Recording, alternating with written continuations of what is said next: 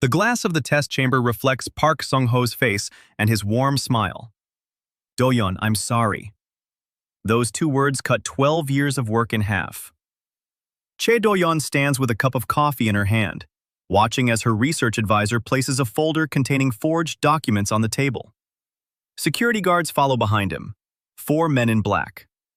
The board of directors behind the glass doesn't move.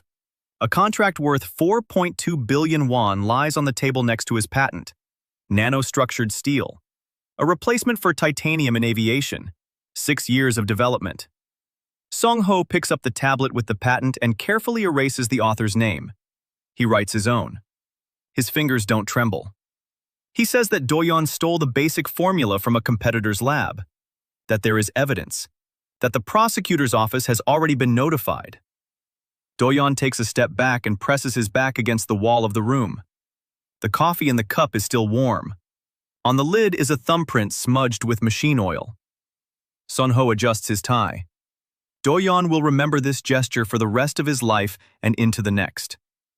Sung-ho says he's too naive for this world. He thanks him for 12 years of service.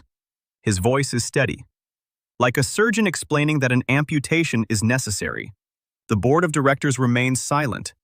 Not a single one turns their head. The floor beneath Doyeon's feet shudders. An emergency pressure release in the test chamber. Officially, it will be ruled an accident. A crack spreads from the center toward the walls. Doyeon drops his cup. The coffee plummets faster than he does. The floor splits open.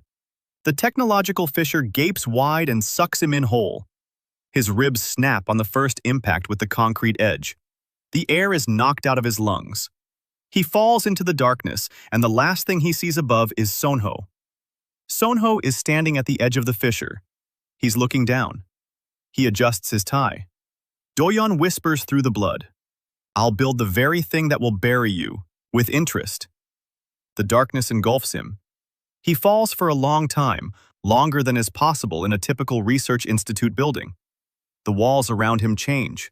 Concrete turns to stone. The smell of machine oil gives way to the smell of sulfur and damp rock. The air thickens. It becomes hot and toxic. The final blow knocks him unconscious. He comes to on a stone floor in complete darkness. At least 4 ribs are broken. His left leg is twisted. Breathing hurts. Breathing is almost impossible because the air here is carbon monoxide mixed with sulfur. His eyes adjust to the darkness, and he sees the ceiling, a stone vault 30 meters high. Not concrete. Not the research institute. Not Seoul. He's lying in a cave. Water is dripping somewhere. Metal is clanging against stone somewhere.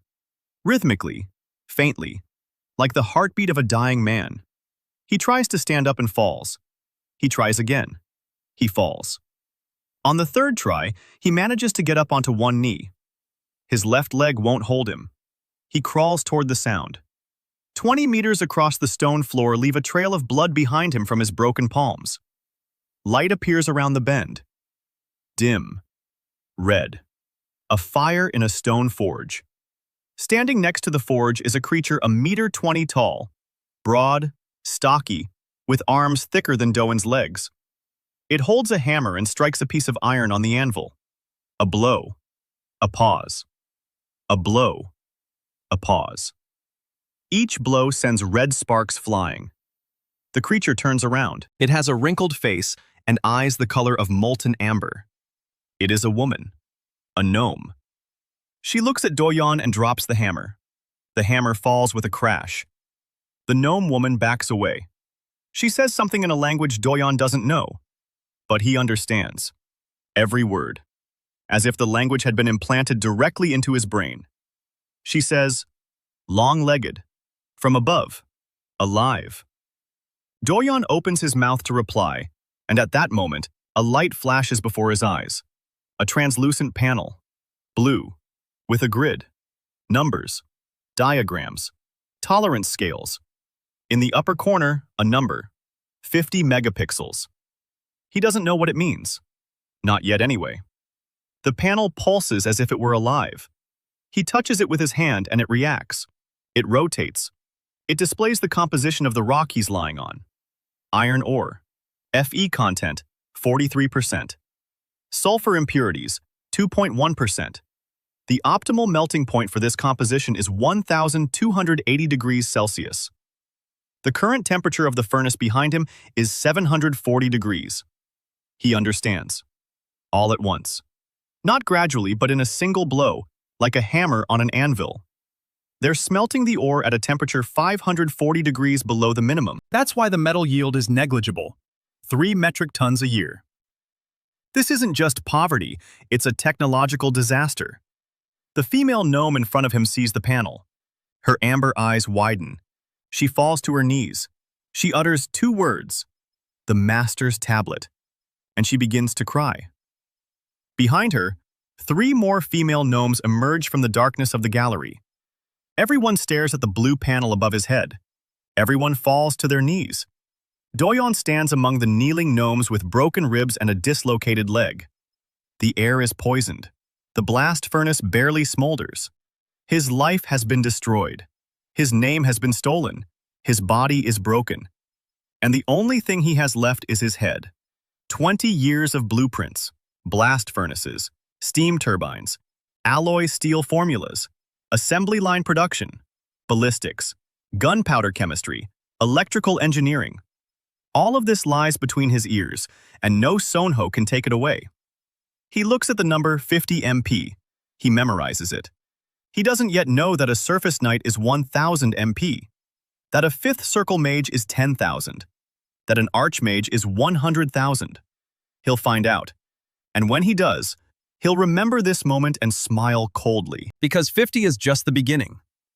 The gnome blacksmith looks up. Her name is Yu Sonmi. She is 214 years old.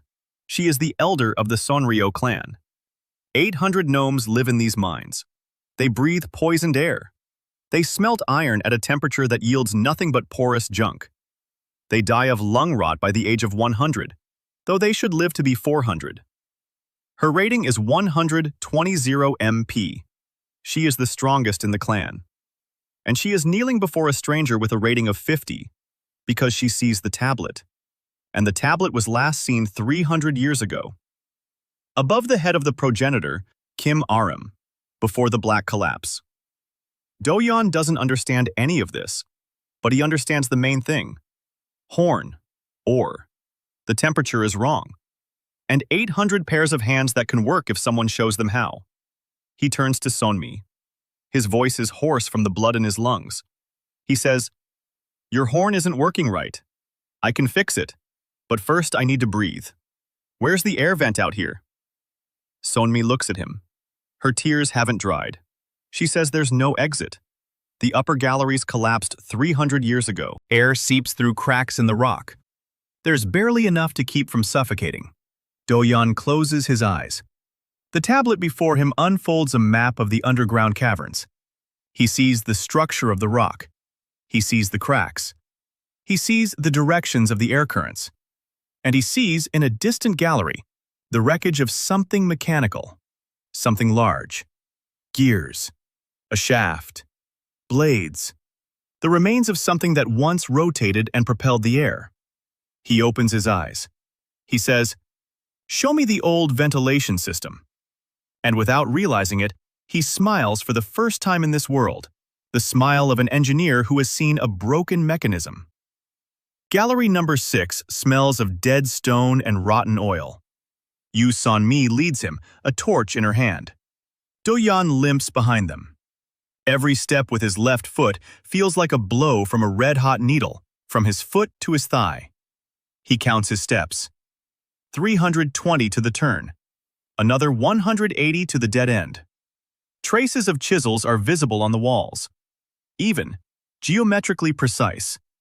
Whoever carved this gallery knew engineering geometry. The dead end turns out not to be a dead end. Behind a collapsed pile of stones lies a hall 20 meters high. And in the center of the hall stands it, a mechanical ventilation turbine, the size of a 2-story house.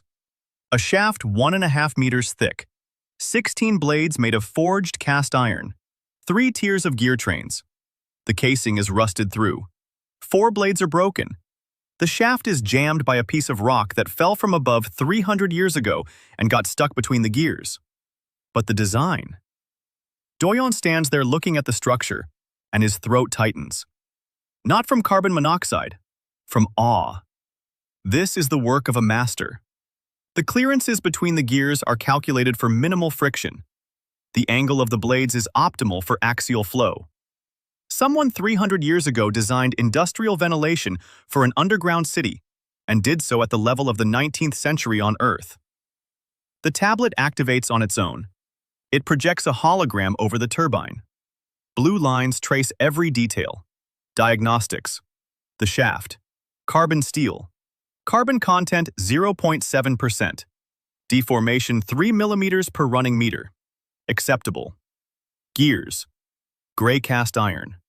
Tooth wear 40% on the first stage and 25% on the second. Critical for the first stage. 4 gears need to be replaced. Blades. 4 out of 16 are broken. New ones must be cast using the original mold. A rock fragment is lodged in the mechanism. Mass. Approximately 800 kilograms. Composition, granite with quartz inclusions. The tablet displays the summary. Repair is possible. Required resources. 12 metric tons of iron ore, 4 metric tons of coal. 2 furnaces operating simultaneously at a temperature of no less than 1,200 degrees. 40 workers. Time frame. 14 days with the current level of equipment. Doyeon turns to Sonmi. She stands behind him holding a torch. The flame flickers. Her face is lit from below, and her amber eyes reflect the blue lines of the tablet. Doyeon says he needs 12 metric tons of ore and 4 metric tons of coal. Sonmi shakes her head. She says there's enough ore. The tunnels are full. But the coal? The Hwando cartel buys up all the coal. 3 silver per metric ton. They resell it for 60. The clan doesn't even have the money for that. Doyeon is silent. The tablet flashes. He touches the gallery wall. The analyzer activates. Rock composition. And among the data, he sees a line that makes him hold his breath. A seam of coal. Anthracite. Depth of occurrence, 4 meters from the current wall. Seam thickness, 1.2 meters. Horizontal extent, at least 200 meters. They're sitting on coal. Literally. The gallery wall they pass through every day hides, 4 meters behind the rock, a coal seam that will last for years of work. The Hwando cartel is selling them their own coal. Doyeon says this out loud, and Sonmi drops her torch. The female gnome scout who was following behind them catches it mid-air. Her name is Jeonhyun Suk, 30 years old. A stern face. A scar across her left eyebrow. She is the only one in the clan who regularly goes up to the surface. She says that even if there is coal, they won't be able to mine it. The dwarves' pickaxes can't cut through the granite layer. The steel is too soft. It breaks after 10 strikes. Doyeon looks at her, then at the tablet, then at the broken turbine blades. The blades are cast iron. The shaft is carbon steel. He does the math in his head. If he remelts the 2 broken blades and adds iron from the old gears on the first level, he can produce steel with a carbon content of about 0.9%. That's enough to make a tool capable of cutting through granite. But that would require a melting temperature higher than the current 740 degrees. A vicious cycle. He needs coal to raise the temperature. He needs the temperature to make a tool for mining coal. Doyeon sits down on a rock. He closes his eyes. His ribs are burning. His leg throbs with pain. The air scratches at his lungs. He thinks. The engineer thinks. And he finds a solution. The tablet records his thought and unfolds a blueprint. A double bellows with a foot-operated mechanism. A design used by Earth's blacksmiths since the 13th century. 2 leather bellows connected to a nozzle. The gnome presses her foot down on one bellows. Air flows through the nozzle into the furnace. As she lifts her foot, the second bellows fills. A continuous stream of air. The temperature of the furnace rises by 300 to 400 degrees. Not ideal, but enough to melt cast iron. He opens his eyes. The blueprint hangs in the air as a blue hologram. Sonmi and Hyun Suk stare at it, holding their breath. Doyeon says, "I need a hide. From any large animal, and someone who knows how to sew leather." Sonmi says they have skins from underground lizards. Durable. Flexible. 6 hours later, the double-layered hide is assembled. 2 female gnomes step on the petals. Air flows into the furnace. The flame turns from red to white. The tablet displays the temperature: 1040 degrees, 1080, 1120. The female gnomes around the furnace step back. They've never seen a fire like this. Sonmi whispers that the first mother started out the same way, with fur and fire. Doyeon isn't listening. He's in charge. The fragments of 2 blades go into the furnace. Melt them. Skim off the slag every 3 minutes. When the metal becomes liquid, add iron from the gears. Stir. Pour into the mold. He carved the mold out of clay with his own hands while they were gathering the fur. 12 hours of work. He hasn't slept. His ribs creak with every movement. His leg has swollen to twice its size. But by morning, if there is a morning here, 4 steel picks with a carbon content of 0.85% lie on the anvil. The tablet confirms their strength. Enough for granite. Doyeon takes 1 pick and limps toward the wall of gallery number 6. 4 meters of granite separate him from the coal seam. He takes a swing. He strikes. The pickaxe sinks 3 centimeters into the rock. Sparks fly. The granite gives way. 8 gnomes stand behind him. They are silent. They watch as a stranger with a 50-megapixel rating strikes the rock with one hand because the other is pressed against his broken ribs. Ha Yoon-ju stands closest of all. She is 18, Sonmi's granddaughter. Her eyes are like her grandmother's, amber, but brighter. She takes a step forward. She picks up the second pickaxe. She stands beside him. She strikes. Her blow is stronger. She's a gnome. Her muscle density is 3 times that of a human's. The rock cracks. Another gnome steps forward. Another one. By the end of the day, 6 of them are chiseling away at the wall. By the middle of the second day, the granite is breached. Behind it lies a shiny black layer. Anthracite. Yoon-ju runs her hand along the coal wall. Her fingers turn black. She turns to Doyeon. There is something new. Not the reverence Sonmi had shown. Hunger. A thirst for knowledge. She says, "Teach me how to make pickaxes like these." Doyeon looks at her. The tablet captures the moment. A new line appears in the corner of the panel. Cascade of Knowledge. Student 1, Ha Yoon-ju. Current MP 380. When teaching, the mentor receives a bonus of 5% of the student's rating increase. Doyeon nods. He says he'll teach her. But first, coal. They mine coal for 2 days. 30 metric tons. Enough. Now they can begin. Doyeon stands in front of the dead turbine and unfolds the complete repair blueprint on the tablets. 14 days of work, 800 gnomes, and on the 15th day, for the first time in 300 years, there will be clean air in these galleries. He turns to Songmi.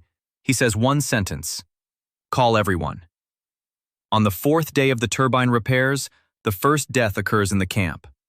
A 32-year-old female gnome named Pan Duri collapses by the furnace and doesn't get back up. Lung rot. Carbon monoxide is eating them from the inside every second of every day. Sonmi closes her eyes and recites the ritual words. Doyeon stands nearby, silent. The tablet before his eyes displays the CO concentration in the gallery's air. 380 parts per million. Lethal with prolonged exposure. They're all dying. Slowly. Every breath kills a cell of lung tissue. For 300 years, they've been breathing poison because the high mages destroyed the ventilation system. He does the math in his head. If the repairs take another 10 days, at the current gas concentration, 2 or 3 more female gnomes won't live to see clean air. Doyeon speeds up the work. He doesn't ask. He orders. For the first time, his voice turns harsh. 3 8-hour shifts. No female gnome works more than 8 hours straight at the forge.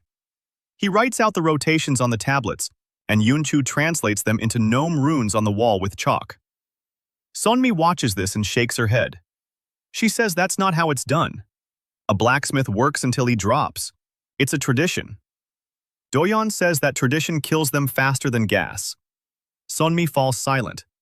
A day later, she comes back and says that the female gnomes on the third shift refuse to leave the forge. They believe the outsider is insulting their honor. Doyeon limps over to the third shift. 6 female gnomes stand by the forge with their hammers. Their faces are red from the heat. Their eyes are defiant. The eldest among them, Moon Choa, is 143 years old and barely waist-high to Doyeon. She says that the blacksmith Sonryo is not leaving the forge on the orders of the long-legged stranger. Doyeon silently unfolds the tablet. She shows them the chart. Here is the blacksmith's productivity during the first 4 hours of work. Here is the next 4. Here is after 8. The line drops like a stone into a mine shaft. After 12 hours at the forge, the gnome is producing 30% of her initial output. It works 3 times as long, but produces the same amount. Moon Choa looks at the chart. She doesn't understand the numbers, but she sees the line.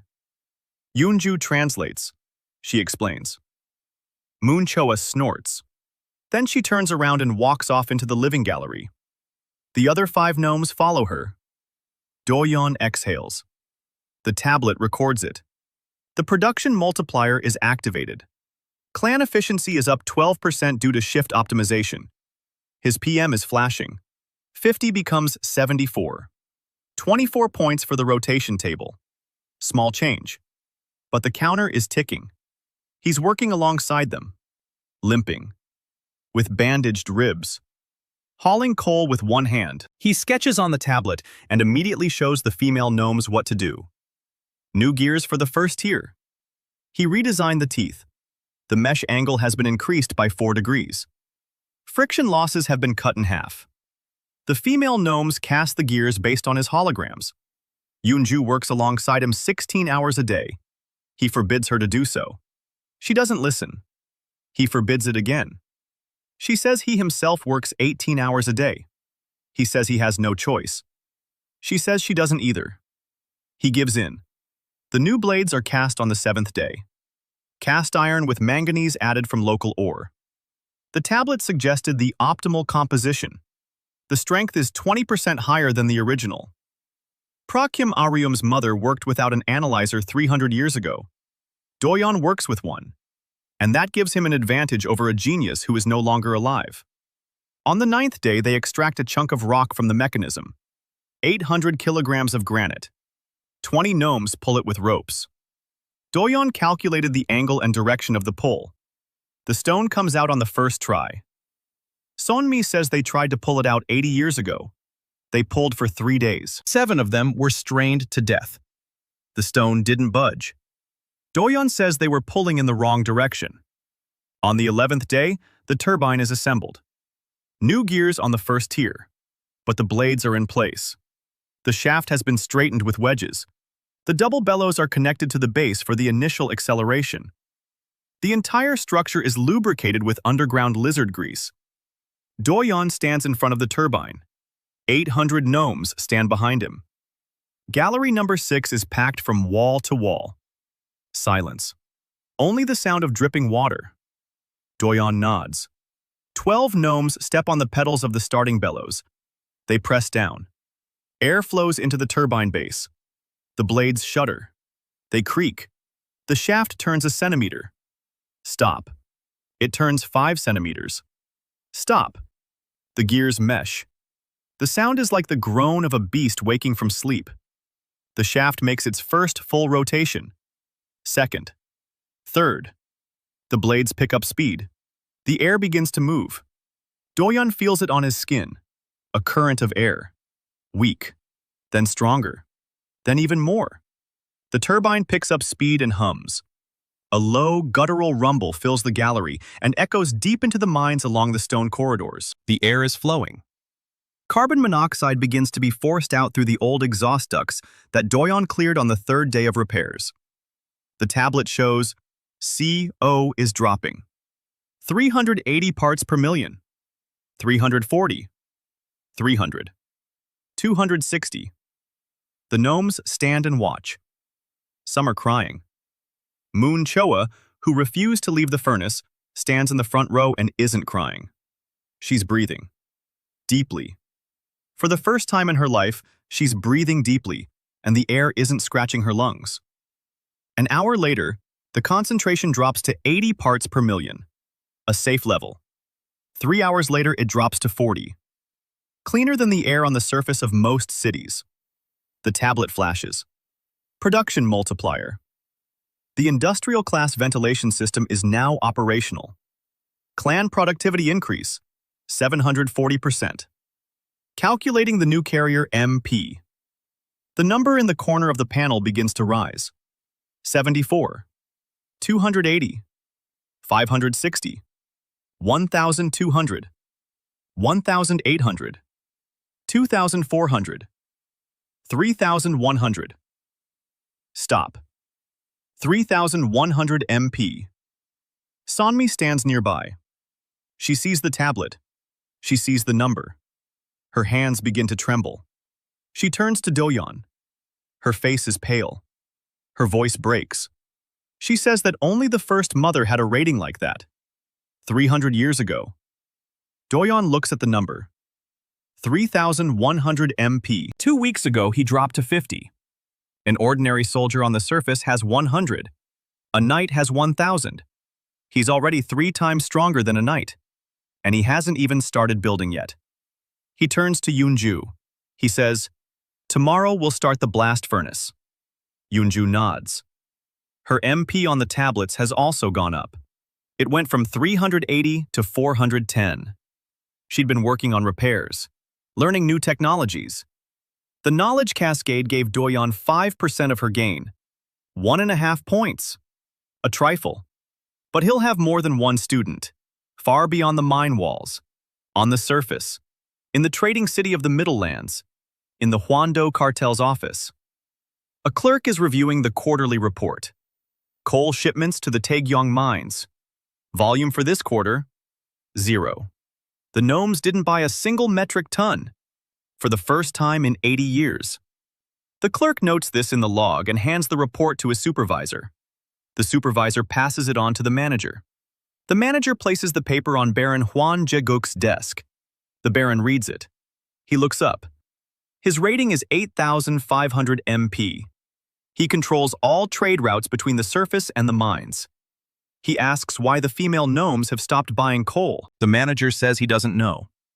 The Baron sets the paper aside. He isn't concerned. Not yet, anyway. To him, the female gnomes are worth 420 MP in the threat registry. A negligible threat. Livestock that pays taxes. He doesn't know that deep within the mines he considers his property stands a turbine as tall as a 2-story house. That for the first time in 300 years, fresh air is flowing through the tunnels. That a stranger from Earth is looking at the blueprint for a blast furnace and whispering a single phrase. Write down the date. The blast furnace takes 3 weeks. Doyeon designs it from memory. The scroll translates each blueprint into a holographic diagram that the female gnomes read like the sacred runes of their ancestors. The furnace is 9 meters tall. Its internal volume is 6 cubic meters. The lining is made of fire clay mixed with quartz sand. Doyeon found a clay slab on the 3rd level of the mines. Scrigil indicated the optimal composition. The firing temperature for the lining is 1,350 degrees. Now, with coal and ventilation, this is possible. Yoonju supervises a crew of 20 gnomes laying the lining. Doyeon is teaching her how to read the tolerances. The gap between the lining blocks must not exceed 3 millimeters. If it's any wider, the furnace will crack during the first melt. Yoonju checks each block with her fingers. A gnome's fingers can feel a difference of 1 millimeter by touch. By the end of the first week, she's checking them faster than Scrigil can analyze the data. Doyeon takes note of this. A cascade of knowledge. Yoonju's MP, 410, is creeping toward 450. His bonus grows along with hers. In the 2nd week of construction, Jung Hyun-suk arrives, a scout. Her face is stern. The scar on her eyebrow is as white as chalk. She had been up above. She says there are rumors in the trading city. Someone has reported that there's a stranger in Taegyeon, that he's repairing old mechanisms, that the female gnomes have stopped buying coal and started mining their own. Hyun-suk says the rumors are still faint. Small-time merchants are gossiping in the taverns. But she saw Baron Hwan's men. They were asking questions. Doyeon listens. Then she asks how long they have. Hyun-suk thinks for a moment. She says a month, maybe a month and a half, until the rumors reach the Baron himself and until he decides it's worth taking action. Doyeon nods. A month is enough. The furnace will be ready in a week. Then the first smelting. Then steel. Then weapons. He doesn't say the last word out loud. Hyun-suk looks at him. She doesn't believe in grand plans. She believes in concrete things. She asks what he's actually building. Doyeon says, an industry. Hyun-suk snorts. She says the word is nice but doesn't put food on the table. She asks what the clan will get right now. Doyeon says that in 3 weeks, the clan will get steel they can sell. At market price. Not through the cartel. Directly. Hyun-suk falls silent. The first glimmer of something resembling interest appears in her eyes. She leaves without saying goodbye. On the 21st day after construction began, Blast Furnace number 1 is ready. Doyeon stands in front of it. 9 meters of stone and clay. 3 air inlets from the ventilation system. A charging port at the top. A tap hole for casting iron at the bottom. 120 gnomes participated in the construction. Everyone is standing around. Silence. Doyeon commands the charging. Ore. Coal. Limestone as a flux. The tablet displays the optimal proportions. Double bellows force air into the furnace. The temperature rises. 800 degrees. 900. 1,000. 1,100. 1,200. 1,300. The furnace hums. The walls heat up. Doyeon monitors the tablet's readings, internal pressure, composition of the exhaust gases, and the temperature of the refractory lining. Everything is within tolerance. 12 hours later, the first melt is ready. He orders the release. The tap hole is pierced. Molten cast iron flows into the stone mold. A fiery stream. As bright as the sun the gnomes haven't seen in 300 years. Yoonju stands next to Doyeon and watches the stream of metal. Her face is lit from below. She says it's beautiful. Doyeon says it's 40 metric tons a month. Yoonju laughs. It's the first time he's heard her laugh. The sound is strange. Low. Like a blow on an anvil, but softer. The first batch. 12 metric tons of cast iron. Doyeon immediately starts the processing. The cast iron goes into the converter. Air is blown in to burn off excess carbon. Steel is produced. Not perfect. Carbon content 0.45%. But it's usable, durable, suitable for tools and weapons. The tablet flashes. Production multiplier. A basic class blast furnace has been commissioned. The clan's productivity increase is 2,300% from the previous level. Calculating the new MP, 3,100 becomes 7,800. Doyeon stares at the number. 7,800. A fifth circle mage is 10,000. He's already within arm's reach of a mage. And this is just the first furnace. Sonmi stands nearby. She no longer falls to her knees. She's getting used to it. But her voice still trembles when she says that the tower's threat registry is updated once a quarter. The next update is in 2 months. If his rating exceeds 10,000 by then, the Hwando cartel won't be able to clear out the mines on its own. The Baron has 8,500. His mercenaries range from 300 to 600. Even if he brings them all, that's less than 1 Doyeon. Doyeon says 2 months will be enough, with room to spare. He unfolds the next blueprint on the tablets. A rail system. Cast iron rails. Wooden ties made from petrified underground wood he found on the 4th level. Mine cars with iron wheels. Manual traction in the first phase. Steam-powered in a month. The rails are needed to transport ore to the furnace and steel to the workshops. Right now, the female gnomes are hauling everything on their own backs. 40 kilograms per trip. 200 meters one way. 8 trips a day. It's a backbreaker and a huge time drain. With the rails, a mine car will carry a metric ton per trip. 1 operator will replace 20 porters. Yoonju listens and takes notes. Not on paper, in her head. A gnome's memory works differently than a human's. They memorize through their hands. Yoonju picks up a piece of coal and draws a track layout on the wall. Precise, with dimensions. Doyeon checks it against the tablets. 3 errors out of 40 junctions. For a first try, that's a decent result. He corrects them. She memorizes the corrections after just 1 demonstration. Her MP on the tablet flickers. 450 becomes 520. The cascade awards Doyeon 3.5 points. A drop in the bucket. But in a month, he'll have 12 students, and those drops will become a stream. That night, Doyeon sits alone by the furnace. Everyone is asleep. The turbine hums in the distance. Steady. Reliable. Like a heart. He looks at the tablet. 7,800 megapixels. A month ago, he was dead. Thrown into a pit with broken bones. And now he's an engineer worth more than a company of soldiers. And he hasn't even gotten to the weapons yet. He closes his eyes. He sees Sonho's face. A warm smile, a straightened tie. He hears a voice. "You're too naive for this world." Doyeon opens his eyes. Naive. He's building a blast furnace in a world where the most powerful mages forge swords by hand. He'll lay tracks where people walk. He'll give the gnomes gunpowder where spells are fired. And when the time comes, he'll go upstairs. He'll find Sonho.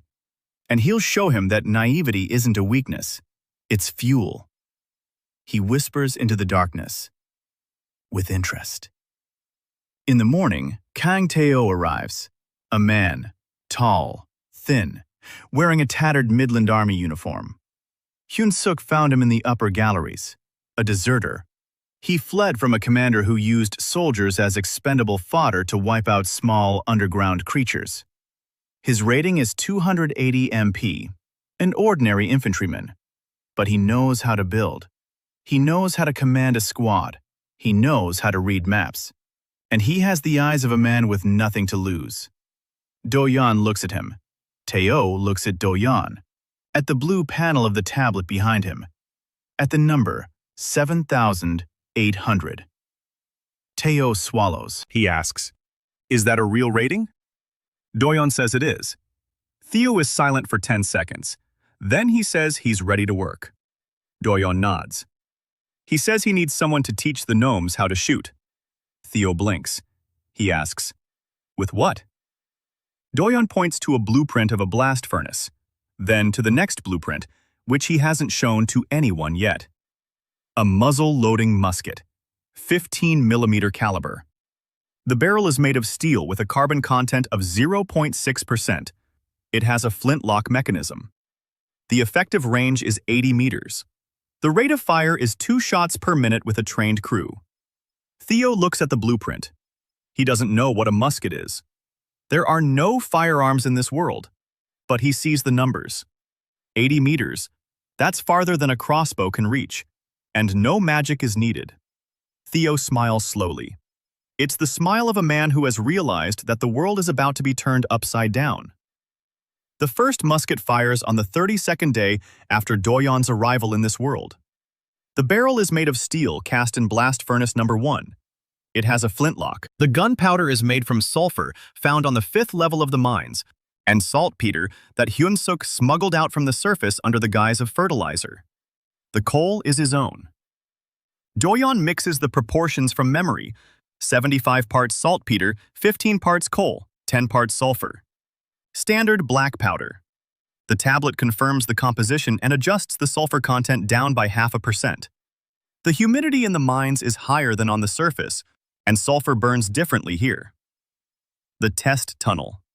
100 meters straight, a target at the end, a sandbag on a wooden frame. 80 meters. Doyeon loads the musket himself. He pours gunpowder into the barrel. He pushes in the wad. He places a lead bullet. He tamps it down with the ramrod. He raises the weapon. His hands do not tremble. They never tremble when he holds something he designed himself. He pulls the trigger. The flint strikes a spark. The gunpowder ignites. The roar pounds against the tunnel walls like a giant's fist. The female gnomes behind him crouch at the sound. Yoonju covers her ears. Sonmi takes a step back. Moon Choa doesn't move. She just blinks. The bullet hits the sandbag, right through it. The entry wound is the size of a finger. The exit wound is the size of a fist. Sand spills onto the floor. The wooden frame behind the sandbag has split in half. Silence. Kang Tae-oh stands next to Do-yeon and looks at the target, then at the musket, then at the target again. He says one word. Again. Do-yeon reloads. Second shot. Bag number 2. Clean pass-through. Third shot. Misses by a palm's width. The barrel has heated up and is misfiring. Do-yeon makes a note on the tablets. A thicker barrel or cooling ribs are needed. Fourth shot. Hit. Tae-oh takes the musket. His hands are used to weapons, swords, crossbows, spears. But this is different. He feels the weight. He raises it to his shoulder. Do-yeon shows him how to aim. Front sight and rear sight.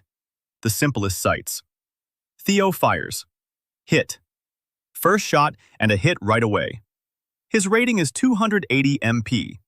With the musket in his hands, he's just shot right through a target at a distance from which a crossbowman with a rating of 500 every other time.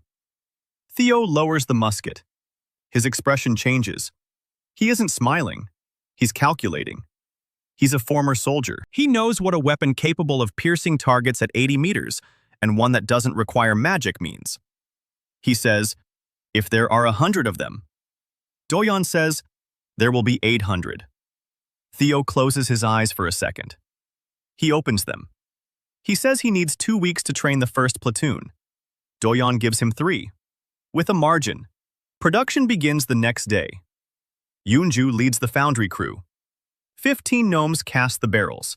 10 are making the locks. 5 are carving stocks from petrified wood. Do-yeon set up an assembly line. Not a full-fledged one. A primitive one. Each female gnome performs one step and passes it on to the next. But even this speeds up the work fourfold compared to if each were making an entire musket on her own. The tablet calculates. Output: 20 muskets a day. 800 units a month. The production multiplier is activated. Basic class military production. Growth. Do-yeon's PM is creeping upward. 7,800, 8,200, 8,600. Every musket that rolls off the line adds points to his score. Not because he shoots, because he built a system that shoots. On the 40th day, Hyun-suk returns from another trip upstairs. Her face is pale. The scar on her eyebrow is whiter than usual. She says that Baron Hwang Jae-guk knows. Not rumors, accurate information. One of the small-time merchants to whom the gnomes sold the first batch of steel let it slip. The Baron knows there's a stranger in Taegyeon. He knows the stranger is building something. He doesn't know exactly what. But he's coming here, in person, with 20 mercenaries. The mercenaries' ratings range from 300 to 600 MP. The Baron himself is rated at 8,500. Do-yeon listens. Then he asks when. Hyun-suk says in 10 days. Maybe 12. They're coming through the middle tunnels. It's a long journey. Do-yeon does the math. 10 days. By then he'll have 200 muskets and 1 trained platoon. His MP will be around 10,000 if production doesn't stop. The Baron is coming with 8,500. His mercenaries add up to another 8,000 or 9,000. In total, that's about 17,000 MP of manpower. Do-yeon alone is worth about 10,000. But Do-yeon isn't alone. Theo is already training 30 gnomes. Yoonju is on the front lines. Her MP has reached 680. She shoots more accurately than Theo. Gnome hands don't shake. Gnome's eyes can see in the dark. At a distance of 80 meters in an underground tunnel, where visibility is limited to the light of torches, this is an advantage. Do-yeon calls a meeting. Sonmi, Yoonju, Hyun-suk, Theo. He unfolds a map of the upper galleries on the tablets. The tunnel through which the Baron will come. 4 meters wide, 3 meters high. A straight section 200 meters long leading to the entrance of the living caves. Do-yeon points to a spot 100 meters from the entrance. Here, a barricade, sacks of ore, 1.5 meters high. High enough for a female dwarf to shoot from behind cover while standing. Behind the barricade, 30 archers in 2 lines. The first line shoots, the second reloads. Rotation. Continuous fire. 2 bullets per minute per barrel. 30 barrels. 60 bullets per minute in a tunnel 4 meters wide. Theo looks at the map. He turns pale. Not from fear, from realization. He's a former soldier and he understands what this means. It's a slaughter. 20 mercenaries in a 4-meter-wide tunnel against 60 bullets per minute. They have nowhere to go, nowhere to hide. Shield magic works against arrows and swords, against lead flying at 400 meters per second from a distance of 100 meters. No mercenary shield with a rating of 300, 600 won't hold up. Teo says this isn't a fight. Doyeon replies calmly. He says the Baron is coming to mock the 800 female gnomes he considers cattle. That he's carrying a sack of copper coins to throw at their feet. That he promises to gouge out the eyes of anyone who stands in his way. Doyeon says this isn't a fight. That's the answer. Sonmi is silent. Yoonju clenches her fists. Hyun-suk curls her lips. Not a smile. A snarl. For the first time, she looks at Doyeon without skepticism. Doyeon adds one more thing. Don't kill the Baron. Alive. He needs him alive. Sonmi asks why. Doyeon says a dead Baron is revenge. A living Baron on his knees is a message. To everyone who stands behind him. Sonmi looks at him for a long time. Then she nods. 10 days. Production runs in 3 shifts. Muskets roll off the assembly line every day. Theo pushes the marksmen until their ears ring. Yoonju learns faster than anyone else. On the 6th day, she assembles a musket from scratch without a blueprint. On the 8th, she scores 5 out of 5 at 80 meters. The tablet records it. Her MP is 780. The cascade awards Doyeon 20 points. His MP crosses the 10,000 mark on the 9th day. The threshold. 10,000. A 5th circle mage. A month ago, he was lying on the rocks with a rating of 50 and broken ribs. The tablet pulses. Sonmi sees the number, and her lips tighten into a thin line. She says that the Azure Peak Tower updates the threat registry once a quarter. They don't know. Not yet, anyway. On the 10th day, Hyun-suk comes running from the upper gallery. His breathing is ragged. They're coming. Baron Hwang Jiguk. 22 mercenaries, not 20. 2 hours until they reach the entrance to the lower tunnels. Doyeon stands up. Limping, she walks toward the barricade. 30 dwarves are already in position. Their muskets are loaded. The fuses are smoldering. The tunnel ahead of them is empty and dark. Yoonju stands in the front line. Her hands are on her musket. Her face is calm. Next to her is Moon Chua, the old blacksmith, 143 years old. She asked for a place in the ranks. Doyeon granted it. Sonmi stands behind the second line. Her hammer is at her belt. 1,200 MP. She's backup in case someone breaks through. Doyeon stands behind everyone. The scroll is unfurled. 10,200 MP. Next to an active production facility, her effective rating doubles. 20,400 MP. Industrial resonance. But she has no intention of fighting. Not today. Today, the muskets will do the talking. Torches at the far end of the tunnel. Footsteps. The clang of metal. Voices. Laughter. One of the mercenaries is telling a story about a female gnome and a hammer. A risque one. The others are roaring with laughter. They're coming to mock. It's fun. It's easy. Rating 420. A negligible threat. The light of the torches is drawing near. Doyeon waits. The female gnomes wait.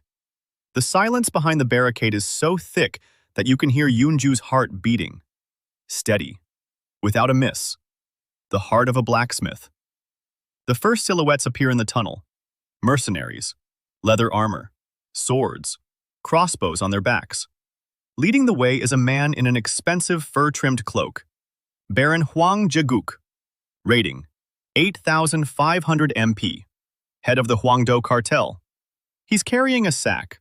A small one. Canvas. Coins jingle inside it. Copper coins. He enters the barricade's line of sight and stops. He squints. He sees sacks of ore strewn across the tunnel. He sees something behind them. Small figures. Gnome women. He smirks. He takes 3 more steps. Doyeon estimates the distance. 90 meters. The Baron tosses the bag of coins. It flies across the stone floor with a clink and comes to rest 50 meters from the barricade. The Baron speaks loudly. He says he's come to talk to the ladies, that he's heard they've a long-legged pet for themselves, that he wants to take a look. The mercenaries behind him cackle. Doyeon takes a step forward. He stands behind the barricade so that the Baron can see his head and shoulders. The Baron squints. He sees a man, tall, thin, wearing a work apron. Lame. The Baron smiles even wider. He says that the little creature really is long-legged, that his new mistresses are cheaper than he thinks, that he should leave, and then the Baron won't gouge out his other eye. Doyeon listens, silently. Then he speaks calmly and softly, but every word can be heard in the tunnel. He says, "Baron, mark the date. In 4 months, you'll be on your knees in this very spot." The Baron stops smiling, not because he's scared, because he doesn't understand. No one talks like that to a man with a rating of 8,500. The Baron signals to the mercenaries. Forward. 22 mercenaries draw their swords and move down the tunnel toward the barricade. Shoulder to shoulder. 4 abreast. The tunnel accommodates exactly 4 abreast. Doyeon raises his hand. He lowers it. The front line fires. 15 muskets fire simultaneously. A roar fills the tunnel. The stone walls amplify it threefold. Gunpowder smoke flares up and dissipates. The first row of mercenaries falls. All 4 of them. Lead bullets pierce their leather armor like paper. Magic shields designed to withstand arrows and swords shatter under a blow they've never encountered before. The first line retreats behind the barricade. The second line steps forward. They fire. 4 more mercenaries are on the floor. 8 in 6 seconds. The remaining 14 stand frozen in place. They don't understand what's happening. The roar. The smoke. People are falling, without arrows, without spells, without blows. They're just falling. A third volley. 4 more. 12 out of 22 are lying on the stone floor. The remaining 10 break ranks. They run back. 2 volleys in pursuit. 3 more on the floor. 7 are hiding around the bend. Baron Hwan Jae-guk stands alone. In the middle of the tunnel, between the dead mercenaries and the barricade. A sack of copper coins lies at his feet. He didn't run. His rating is 8,500, and he's not used to running. But his face. Doyeon sees his face in the light of the dying torches. Pale, motionless. His eyes are wide open. He looks at the bodies of his men and cannot make sense of what he sees. He speaks. What is this? His voice is quiet, empty. Doyeon answers from behind the barricade. He says, "The future." Sonmi looks at the Baron, then at Doyeon, at the tablet behind him. The 10,200 megapixels glows blue amid the gunpowder smoke. Theo stands behind the second line. His hands are shaking, not from fear, from adrenaline. He looks at the tunnel in front of the barricade and whispers, "What kind of man are you?" The Baron turns and walks away, slowly, without looking back. His footsteps echo off the walls. He isn't running. It's the only thing he has left. Pride. Doyeon watches his back. He knows the Baron will return, with greater force, with worse intentions. He knows this was only the first warning, and he knows the Baron will rush upstairs and report on the gnome weapon, which isn't listed in any registry. And then the real game will begin. Youngchu lowers her musket. Her hands aren't shaking. She turns to Doyeon, and in her amber eyes he sees something he had never seen before. Fire. Not admiration, not reverence. Determination. She says one sentence. "We need more guns." Doyeon nods. And somewhere upstairs, in the office of the Azure Peak Tower, a man in a white cloak bearing the emblem of the Council of Seven reads a routine report from the Middle Lands. Line 47. Taegyeon mines. Abnormal activity detected. Recommendation? Monitoring. The man adjusts his tie. He turns the page. Baron Hwan Jae-guk reaches the trading city in 6 days. He walks because his horse collapsed in the upper tunnels from the echo of gunfire. The 7 surviving mercenaries follow him in silence. Not a single one looks up. 15 corpses remain lying in the tunnel in front of the barricade. The Baron did not retrieve the bodies. He walked and counted. 15 men in 10 seconds. No magic. No arrows. No swords. Thunder and smoke, and his men fall like rag dolls. Shields didn't help. Armor didn't help. A 300-600 rating didn't help. He enters his office in the trading city, and the first thing he does is pour himself some wine. His hand doesn't tremble. He's the Baron. 8,500 MP. His hands don't tremble at all. But he downs the wine in one gulp and pours a second glass. The manager stands in the doorway, waiting. The Baron tells him there's a problem in Taegan. The manager asks what kind. The Baron replies that it's a kind that doesn't exist. He describes the weapons: iron tubes, thunder, smoke, invisible projectiles. The manager listens, and his expression suggests he thinks the Baron is drunk. The Baron sees this. He sets down his glass. He speaks quietly and clearly. 15 corpses in 10 seconds. The manager turns pale. The Baron dictates a letter, not to the Middle Lands, upward, to the Tower of Azure Peak, addressed to the Secretariat of the Council of 7. The gnomes of Taegyeon have obtained weapons of an unknown type. I request a punitive mandate and a military escort. Signed, Baron Hwan Jae-guk, head of the Hwandong Trading House. Seal. The letter is sent by courier the same day. Doyeon doesn't know about this, but he suspects as much. He sits by the hearth in the lower galleries and counts on the tablets. The Baron will reach the city in a week. He'll write to the higher-ups. The letter takes 2 weeks to reach the tower. The council will review it. That's another week. The decision will be sent down, 2 weeks for the journey. A total of 6 to 7 weeks until the retaliatory strike. 6 to 7 weeks to prepare for what's coming from above. And what's coming from above won't be mercenaries. Knights.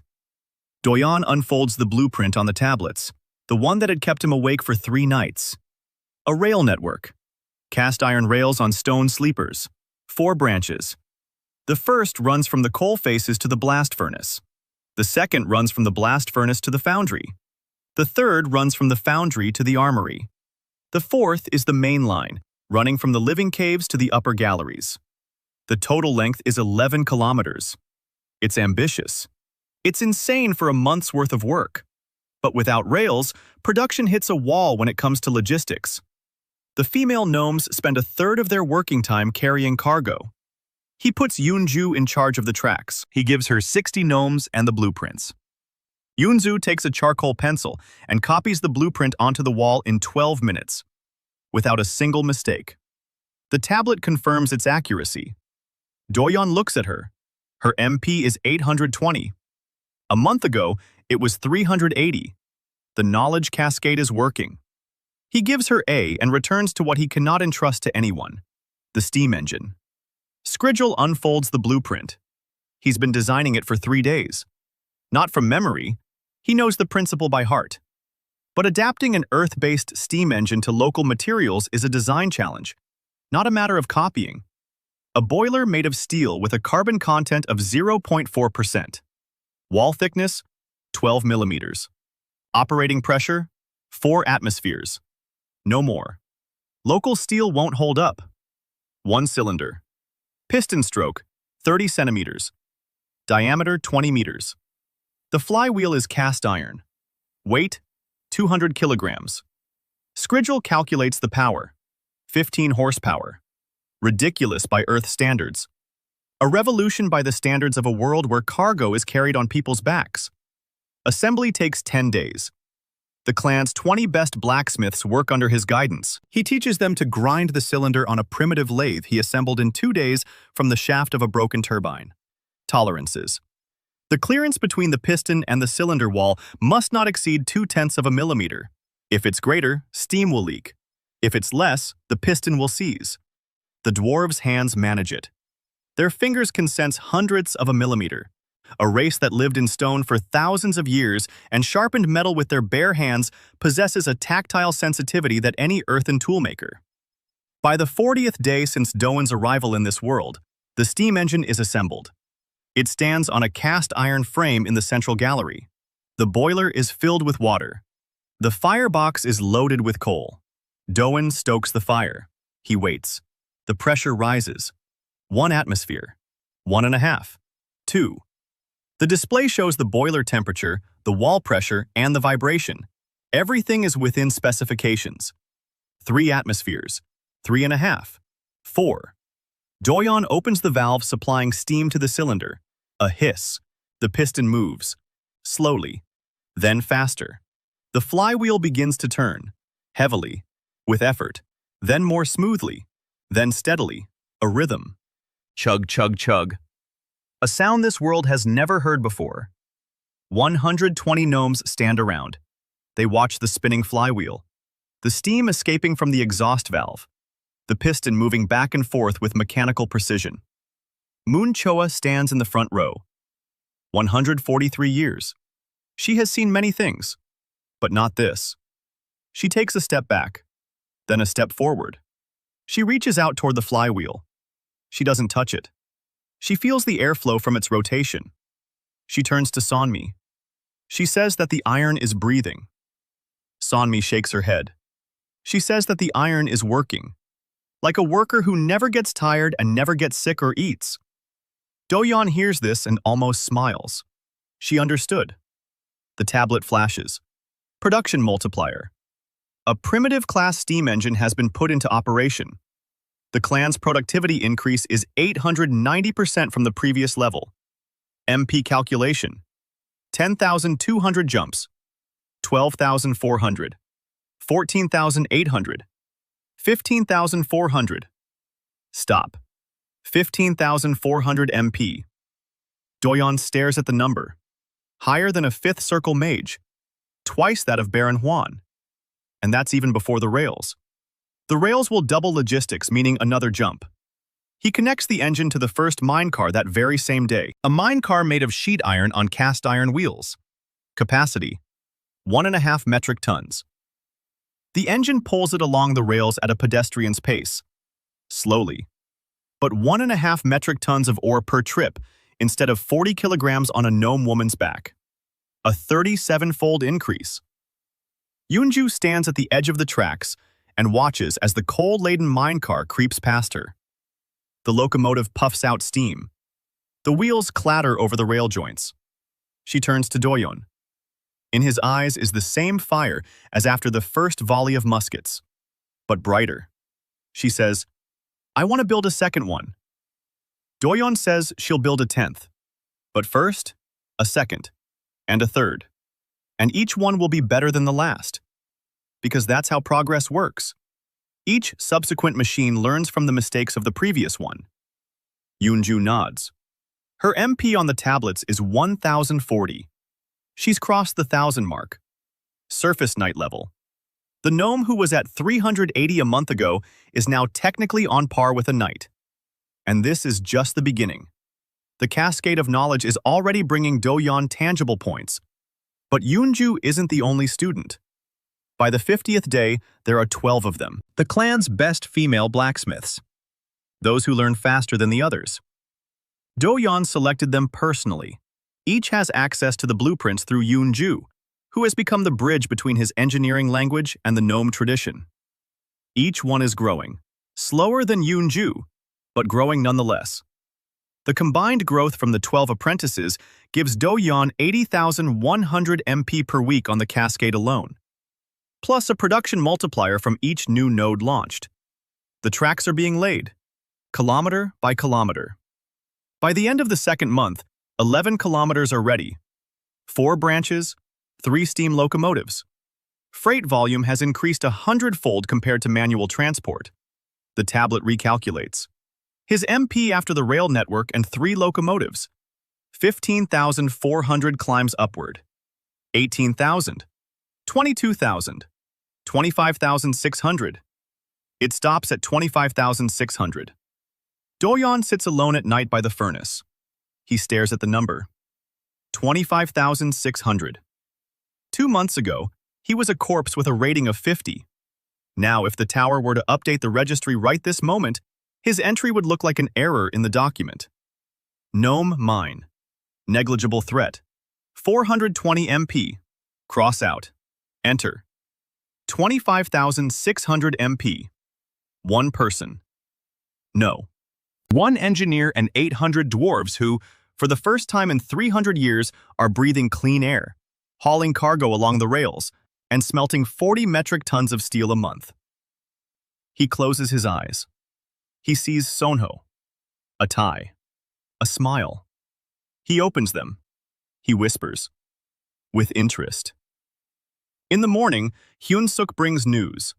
The Baron's retainer has returned from the tower. The reply came faster than Doyeon had expected.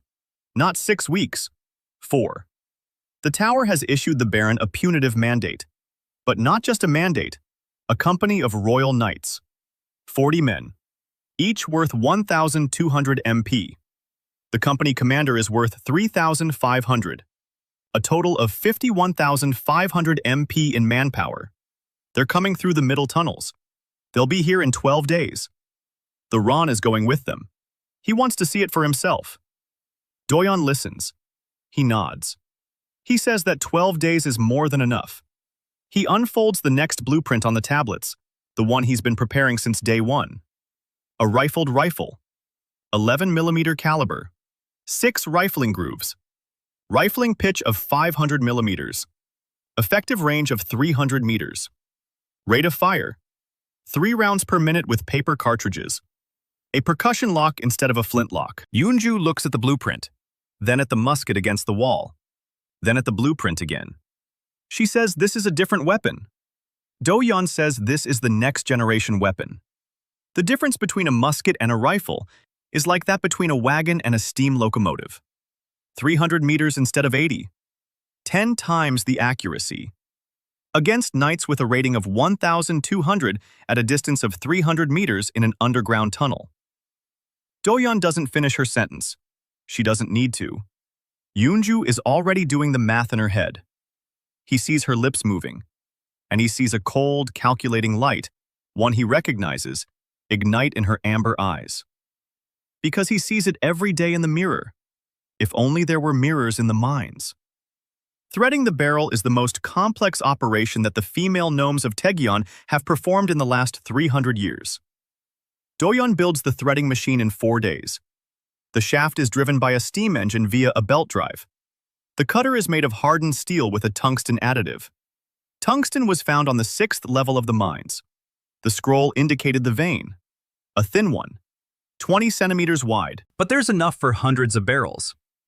The machine cuts 6 rifling grooves inside a barrel in 2 hours. Doing this by hand would take 3 days. Yoonju learns to operate the machine in half a day. By evening, she's rifling barrels faster than Doyeon. Her hands are more precise. Her gnome-like fingers control the feet of the cutter with a precision he cannot replicate. By the 3rd day, they have 20 rifled barrels. By the 5th, 50. A percussion lock is more complicated than a flintlock. Mercury is needed for the percussion charge. There is no mercury in the mines. Hyun-suk goes above ground and returns 2 days later with 3 flasks of mercury bought from an apothecary in the town in exchange for gold that Doyeon had smelted from blast furnace byproducts. The tablet had revealed that there was gold in the slag, 3 grams per metric ton of slag. A small amount. But with 40 metric tons of steel produced each month, enough slag accumulates. Doyeon synthesizes fulminate of mercury in a separate tunnel. Alone. He lets no one near him. The process is dangerous. One mistake in the concentration of nitric acid and it will detonate. Scrigil monitors every step. Composition, temperature, reaction time. The first batch of capsules is ready on the 6th day. Small copper caps with a gram of fulminate of mercury inside. Yoonju takes one. She places it on the anvil. She strikes it with a hammer. A pop. Sharp. Dry. She flinches. Then she takes a second one. She strikes again. A pop. She nods. She understands the principle. A spark from the blow ignites the mixture. The mixture ignites the gunpowder. The gunpowder propels the bullet. A chain reaction. Simple, elegant, deadly. The first assembled rifle undergoes testing on the 7th day. The same tunnel. A target 300 meters away. It's dark in the tunnel. Torches burn only at the shooters and at the target. 300 meters of darkness between them. Doyeon shoots first. Hit. The bullet strikes the sandbag right in the center. At 300 meters. A musket is useless at this range. The bullet flies wherever it pleases. The rifle hits the target. The rifling spins the bullet around its axis, and it travels straight as an arrow. Theo fires second. A hit. 10 centimeters off-center. At 300 meters, that's a sniper-level result for a first shot. Theo lowers his rifle. He's silent. Then he says this is a weapon you can use to fight anyone. Doyeon corrects him. Not to fight. To defend. For now. Theo looks at him and doesn't argue. The production line is reconfigured in a single day. Muskets are no longer being manufactured. All capacity is now dedicated to rifles. Output is 30 units per day. By the time the knights reach the mines, Doyeon will have at least 250 rifles and 60 trained marksmen. Theo drills the marksmen from dawn till dusk, although there is neither dawn nor dusk underground. He devised his own system. 6 hours of shooting, 2 hours of drill, and 2 hours of weapon maintenance, cleaning, lubrication, disassembly, and reassembly. Every female gnome must assemble a rifle with her eyes closed in 4 minutes. Yoonju does it in 2. Her MP on the tablets is 1,340. The cascade is working. Her growth shows no signs of stopping. Doyeon gains 3 to 4 points a day from her. From the other 11 students, 1 to 1.5 points each. A total of 20 points a day from Cascade alone, plus a production multiplier for each new rifle. His MP on the 8th day after rifle production began, 28,000. He paused at the tablet and looked at that number. 28,000. 3 months ago, he was dead. Now his rating is such that if he were to stand before the gates of any city on the surface, the guards would scatter. 28,000 is equivalent to 3 knightly orders. It's a low-ranking master of the tower. It's the number that makes the hands of the arch when they enter it into the registry. On the 10th day, Hyun-suk returns from reconnaissance. Knights in the upper tunnels. A 2-day journey. 40 men. Full plate armor. Enchanted swords. Each at 1,200 MP. The commander has 3,500 MP. A baron is with them. 6 surviving mercenaries. And something else. A mage. Just one. Hyun-suk doesn't know his rank, but his cloak has a silver trim. Sonmi hears this and says that a silver trim means a 4th circle mage. 8,000 MP. The tower sent the mage to back up the knights. The enemy's total strength? 40 knights at 1,200 each. Commander, 3,500. Mage, 8,000. Baron, 8,500. 6 mercenaries at 400 each. Total, about 70,000 MP. Against Doyeon's 28,000 MP. With industrial resonance, 56,000. Closer, but not equal. However, Doyeon has no intention of fighting on the basis of ratings. He intends to fight using engineering. He convenes a council. Sonmi, Yoonju, Taeo, Hyun-suk. He unfolds the map on the tablets. The knights will take the same tunnel the mercenaries used last time, 4 meters wide. But last time, he fired muskets at a range of 100 meters. Now he has rifles with a range of 300. And something else. He unveils a new feature, a steam-powered machine gun. 6 barrels on a rotating drum, driven by a steam engine via a gearbox. Rate of fire, 120 rounds per minute. Caliber, 11 millimeters. The same as the rifles. Standardized ammunition. Theo looks at the blueprint. His face turns gray. He says quietly that this isn't a weapon, it's a meat grinder. Doyeon doesn't object. He says it will take 2 days to assemble. They have 2 days. Two steam-powered machine guns are assembled in the central gallery. Doyeon personally hones the cylinders. 6 barrels each, gaps between the barrel and the chamber. Tolerances. Skrijal supervises.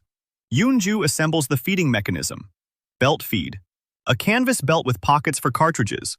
Primitive. But it works. The test takes place the day before the knights arrive. The tunnel. Sandbag targets at a distance of 200 meters. Doyeon orders the firing. The machine gun comes to life. The barrels rotate. The roar is so loud that dust rains down from the ceiling in the distant galleries. 200 meters of the tunnel turn into a death zone. The sandbags are torn to shreds. The stone walls behind them are pockmarked. Theo stands behind the machine gun and watches the result. He doesn't say a word. He's been fighting for 5 years. He's seen battles, sieges, assaults, but nothing like this. 200 meters of continuous fire. In a tunnel 4 meters wide. A knight's plate armor is designed to withstand swords and arrows. It's enchanted to protect against magical damage. But an 11mm lead bullet traveling at 500 meters per second isn't magic. It's physics. And against physics, enchantments are useless. The day the knights arrive. Doyeon stands behind the barricade, the very same one made of sacks of ore. But now the barricade has been reinforced with cast iron plates.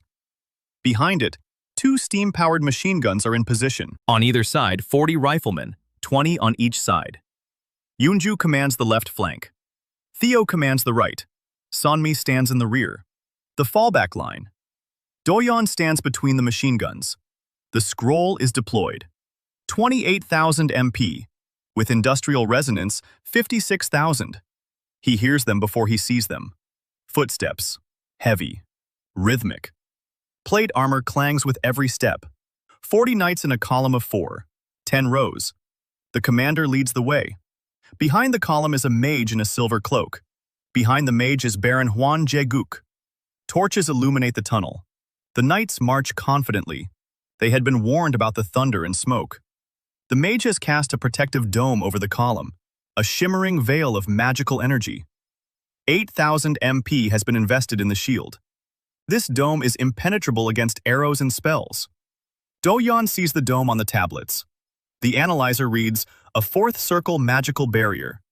Resistance to physical damage, 3,200 units. Doyeon calculates. A single rifle bullet carries kinetic energy equivalent to 40 units of damage in scroll terms. The machine gun fires 120 bullets per minute, 4,800 units of damage per minute. Per machine gun. 2 machine guns, 9,600 per minute. Shield. 3,200 units. 20 seconds of continuous fire. The shield will fall in 20 seconds. And after that, it'll be bare armor and bare steel against lead. Doyeon raises his hand. The knights close to within 200 meters. The commander sees a barricade. He sees something behind it, something indecipherable. Metal structures. Pipes. He raises his hand, ordering the column to stop. Too late. Doyeon lowers his hand. The machine guns open fire. A roar fills the tunnel. The barrels spin. Flames burst from the muzzles. Bullets strike the magical dome, and it flares up. It sparks. It flickers. The mage at the rear of the column throws his hands up, channeling energy into the shield. Doyeon counts. 5 seconds. 10. 15. 20. The dome bursts. Like a soap bubble. The sound is so loud that the knights in the front row clutch their ears. And in that very second, lead finds the plate armor. The first row falls. The second. The third. The knights try to raise their shields. It's useless. The steel shields are pierced right through. Someone shouts the order to retreat. The column breaks apart. The knights run backward, crushing each other in the 4-meter-wide tunnel. Machine guns rake their backs. Archers on either side open fire with rifles. Aimed. Precise. 200 meters down the tunnel with a clear line of sight. Every shot hits its mark. 60 seconds. The tunnel in front of the barricade is littered with bodies. 32 of the 40 knights lie on the stone. The commander is alive, wounded in both legs, crawling backward. The mage is alive. His shield has fallen, but but he managed to roll back behind the bend. The Baron. The Baron stands behind the bend in the tunnel, his back pressed against the wall. His face is ashen. His eyes are empty. 8 surviving knights have huddled around him. The mage is sitting on the floor, breathing heavily. His MP has dropped to 3,000. His shield consumed more than half of his reserve. Doyeon steps out from behind the barricade, limping. He's wearing a work apron. The tablet glows above his shoulder. 28,000 MP. He walks down the tunnel between the bodies. He stops 20 meters from the bend. He speaks softly. "Commander, take the survivors. Get out of here. Tell the tower that Taeyeon is closed." Silence. Then the wounded commander emerges from around the bend. 2 knights are dragging him. He looks at Doyeon, looks at the tablet, sees the number, 28,000. He swallows hard. His voice is hoarse with pain. He asks, "Who are you?" Doyeon replies, "Engineer." The commander doesn't understand the word. They carry him away. The Baron doesn't come out. They carry him away too. On the 47th day after Doyeon's fall, So Min-ho, the chief archivist of the Azure Peak Tower, receives a report. He is sitting in his office on the 6th floor of the tower. Mountains outside the window. Clouds below the window. A cup of tea in his hand. Jasmine tea. The report came from the commander of the nightly company, who returned on a stretcher with both legs shot through. So Min-ho reads, "Punitive expedition to the Taegyeong mines. Result: casualties, 32 out of 40 knights. A 4th circle magical barrier was destroyed in 20 seconds by an unknown weapon. Description: metal devices firing invisible projectiles over a distance of more than 200 meters at a speed that makes evasion impossible. The sonic impact is comparable to a 3rd circle combat spell. Enchanted plate armor provides no protection. Rate of fire per device: 2 shots per second. Enemy rating based on visual assessment. 28,000 MP. Race: human. Physical condition: limping on his left leg." The cup of tea in So Min-ho's hand is shaking. He sets it down on the table. He misses the saucer. Tea spills onto the report. He doesn't notice. He rereads the line. 2 shots per second. Plate armor provides no protection. 28,000 MP. Human. So Min-ho stands up. He walks to the cabinet. He takes out the threat registry for the current quarter. He opens it to the page on underground races. The Taegyeong mines. The Sonryo clan. 420 MP. Negligible threat. He looks at this line and, for the first time in 20 years of service, doesn't know what to do with it. His rating is 45,000 MP. He is not a fighter. He is an archivist. His strength lies in knowledge, in automation, in the fact that he remembers every line of every register from the past 120 years. And in not a single register is there anything resembling what the commander described. A weapon that fires without magic, faster than arrows, more powerful than spells, and it was made by a man with a limp, in a mine. So Min-ho sits back down. He takes a blank sheet of paper. He begins to write. Not a report for the council. Personal notes. He writes, "The subject presumably possesses knowledge not recorded in any known magical or technological treatise. The nature of the power is not magical. The nature of the power is industrial." He underlines the last word. Industrial. The subject's rating is tied not to personal combat power, but to the power of the infrastructure he has created. Conclusion: growth potential is theoretically unlimited. He pauses, looks at what he has written. Growth potential is theoretically unlimited. His hand reaches for a cup of tea. The cup is empty. He doesn't notice. He's thinking. And for the first time in 20 years, something resembling delight appears in his eyes. Far below, in the Taegyeong mines. Doyeon doesn't know this and can't know it. He's busy. After the nightly company's defeat, he has some time. Not much. The tower will receive the report and consider it. Then it will make a decision. Then it will send something more serious. But between now and then, there's a window. a month, maybe 2. And he intends to make the most of every single day. Blast Furnace number 2 was launched on the 50th day. Its capacity is twice that of the first, 12 cubic meters. Steel output is 90 metric tons per month. Combined with the first furnace, that's 130 metric tons. Skrizal does the math. The production multiplier. The PM jumps from 28,000 to 34,000. One furnace, 6,000 points. He builds without stopping. The third locomotive. The fourth. A branch of the rail network leading to the 6th level of the mines, where Skrizal found a vein of mithril. Mithril, a metal that doesn't exist on the surface. One that mages buy at the price of gold. One that makes weapons 3 times lighter and stronger. The vein is thin. 200 kilograms of pure mithril per year at current production rates. But Doyeon has no intention of mining by hand. He's building a mechanical drill, steam-powered, a tungsten steel bit, rotating at 200 revolutions per minute. The drill penetrates the rock at a rate of 1 meter per hour. By hand, a pickaxe advances 5 centimeters, a 20-fold difference. Yoonju operates the drill.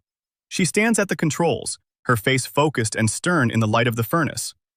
She is 18 years old and looks 30. War ages you. Even a war you're winning. Her MP is 2,100. The cascade of knowledge she gains from Doyeon alone already yields 8-10 points a day. She's growing faster than the others because she learns faster. She doesn't just memorize, she understands. Doyeon demonstrates the principle of a steam engine to her, and a day later, she draws an improved diagram on the wall with 2 cylinders instead of 1. Doyeon checks it. The diagram works. It's not optimal, but it works. He corrects 3 components, and she memorizes them after just 1 demonstration. A week later, she independently designs a manual winch with a worm gear, without any hints. Doyeon looks at the drawing, then at Yoonju, then at the drawing again. He says she could be an engineer. Yoonju says she is an engineer. Doyeon is silent for a second. Then he nods.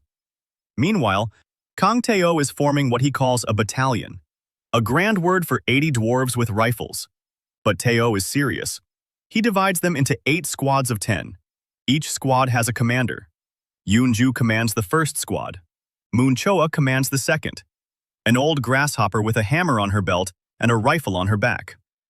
Her rating is 690 MP.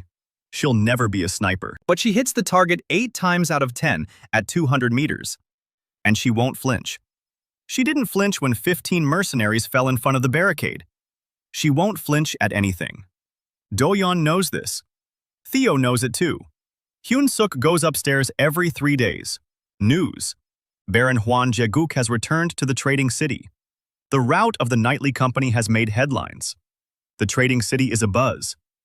For the first time in 300 years, the female gnomes of Taejeon not only defended themselves, but also routed a punitive expedition. This is unheard of. 420 MP in the registry, a negligible threat, and they wiped out 32 knights in a minute. Merchants from the Middle Lands sense the winds of change. Some are cautiously beginning to ask questions. Is it possible to trade directly with Taejeon, bypassing the cartel? The Baron senses this. His grip is weakening. His monopoly on the underground trade is cracking. He makes the only move left to him. Hyun-suk brings this news on the 60th day. The Baron has offered his daughter, Hwan Soo-hyun, in a political marriage to Archmage Park Cheol-min, the head of the Council of 7. 155,000 MP. The Archmage accepted the proposal. The wedding is in a month. After the wedding, the Baron will become the father-in-law of the council's head, a relative of the tower. His status will change. He will no longer be a merchant with a punitive mandate. He will become a governor, with the right to execute, with access to the tower's resources, with a legitimacy that neither a machine gun nor a rifle can pierce. Doyeon listens. He remains silent. Then he says one thing, a smart move. Hyun-suk curls his lips. He says it's not smart, but underhanded. Doyeon says that in politics, it's one and the same. He believes so. 1 month until the wedding. Another month until the Baron formalizes his authority. Then he'll come. Not with a company, with an army. Not with a punitive mandate, with a decree of total annihilation. And behind him will stand the tower, the Archmage's 155,000 MP, the Council of Seven, all the military might of the surface. Doyeon stands by the forge. He stares into the fire. The flames reflect in his eyes but offer no warmth. He thinks. 2 months. What can be built in 2 months? The tablet answers. He unfolds it and looks at the list. Full-cycle assembly line production. Steam artillery. Stamped armor. Rifled weapons with unitary cartridges. Gunpowder mines. Electrical signaling systems based on galvanic cells. Each item represents an MP jump. Each jump is the distance between him and the tower. 28,000 versus 155,000. A difference of 5.5 times. Impossible in 2 months. He closes the tablet, opens it again. He looks at one item, the industrial fair, in 2 months in the capital of the Middle Lands. The largest trade forum between the surface and the underground. 20,000 visitors, merchants, ambassadors, representatives from all 7 kingdoms. If he brings dwarf products to the fair, rifles, steam engines, stamped armor, mithril steel, and shows the whole world that Tegan produces what no workshop on the surface can, then the Baron and his new father-in-law will be faced with a choice. To humiliate Taeyeon in front of 20,000 witnesses and show that the tower fears the dwarf blacksmiths. Or back down. Admit it. Accept it. Doyeon smiles. A cold smile, just with his lips. He turns to Sonmi and says, "We're going to the fair." 2 months until the fair. Doyeon works like a blast furnace, non-stop. No days off. No more than 4 hours of sleep. Full-cycle assembly line production. He is rebuilding the entire industrial architecture of Taegyeon in 60 days. First up, the stamping press. Steam-powered. 12 metric tons of pressure per square centimeter. A die made of hardened tungsten steel. The blank is placed in the mold. The press strikes. One motion. The part is ready. What a blacksmith would take 3 hours to forge, the press stamps out in 8 seconds. Yoonju masters the press in a day. By the end of the week, she has trained 6 gnomes to operate it. A cascade of knowledge washes over each apprentice. Doyeon is getting the hang of it. Second, the turning shop. 4 lathes. Powered by the central steam engine via a system of shafts and belts. Each lathe turns rifle barrels with an accuracy of 1/100th of a millimeter. Production output jumps from 30 to 120 rifles a day. Third, the unitary cartridge. A brass case, a primer, a powder charge, a lead bullet in a copper jacket, a single round of ammunition, loaded from the breech. Reload time drops from 20 seconds to 3. A single shooter's rate of fire increases from 3 shots per minute to 15. Doyeon assembles the first cartridge by hand. The brass is made from local copper and zinc. The tablet suggests the optimal composition. 70% copper, 30% zinc. Yoonju stands nearby and watches. She no longer asks why. She sees the final picture. Doyeon knows this because last night he found a drawing on the gallery wall next to her sleeping area. Yoonju had drawn a blueprint for an automatic cartridge loading line, without any prompts, with 3 errors. Doyeon corrected and built the line based on her drawing. Youngju saw the line in operation. She saw her drawing turned into metal. She was silent for 5 minutes. Then she turned to Doyeon, and in her eyes was something he didn't know the name for in the gnome language. He wouldn't have known what to call it in human language either. Not now, after the payment. Number 4. Steam artillery. This was his trump card for the fair. Not for sale, for demonstration. A 76mm cannon, a barrel made of mithril steel, a wheeled carriage, a firing range of 2 kilometers, a cast iron shell, fragmentation, filled with gunpowder, a delay tube based on compressed gunpowder. The shell flies for 2 seconds before reaching the target. The tube detonates. Explosion. Shrapnel.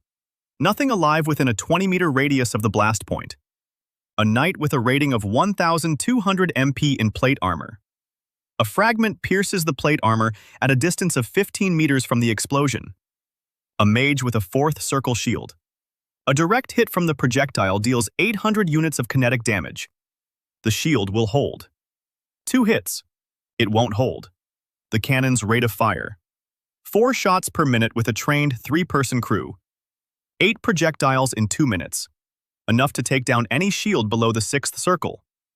Doyeon assembles 2 cannons. Personally, mithril steel is finicky. The scroll indicates that with standard hardening, a mithril barrel develops microcracks on its inner surface. It requires tempering at 680 degrees for 4 hours, followed by cooling in oil. Not in water. Oil from subterranean lizards, the only available option. It works. The barrels come out flawless. The scroll confirms it. Not a single crack. Tolerances are within normal limits. The cannon is tested in a distant tunnel on the 6th level. The target is a stone wall 500 meters away. Doyeon orders the firing. The crew consists of 3 gnomes. The loader rolls the shell into place. The gunner sets the angle. The crew commander pulls the cord. Fire. The roar isn't like that of a rifle. Deeper, heavier. The stone walls of the tunnel rumble like a bell. The shell flies.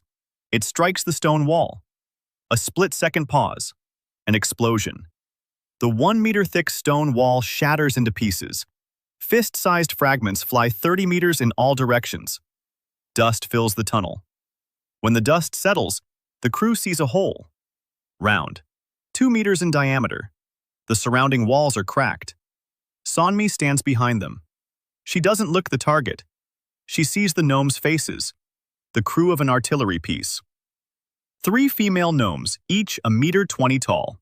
They've just blasted a hole through a stone wall half a kilometer thick. They stand by the cannon, their hands on the carriage, their faces smudged with gunpowder soot, and all 3 have the same look in their eyes. They are no longer 420 MP in the registry. They are no longer a negligible threat. They are no longer cattle that pay taxes. Sonmi sees this, and for the first time in 300 years, she believes that the Sonryo clan will survive. The tablet recalculates. Assembly line production, steam artillery, stamping presses, unitary cartridges, mithril steel. Every innovation is a leap forward. 34,000 after the second furnace, 38,000 after the assembly line, 43,000 after the stamping press, 48,000 after the artillery, 52,000 after the unitary cartridge, 52,000 MP.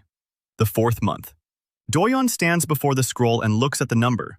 He's already twice as high as that baron who tossed him a sack of copper coins. He's already within arm's reach of the tower's archivist. And he isn't done yet. Yoonju. Her MP is 6,800. She's surpassed Baron Hwan, an 18-year-old gnome with a rating higher than that of the man who controlled her people for 80 years. The cascade of knowledge grants Doyeon 35 points a day from her. The total number of students is 24. The cumulative cascade gain is 120 points per day, plus the production multiplier. The number is growing every day, not in spurts, but in a steady stream. Theo is forming a 2nd battalion, 160 riflemen, all equipped with muzzle-loading rifles. 2 artillery crews, 4 steam-powered machine guns.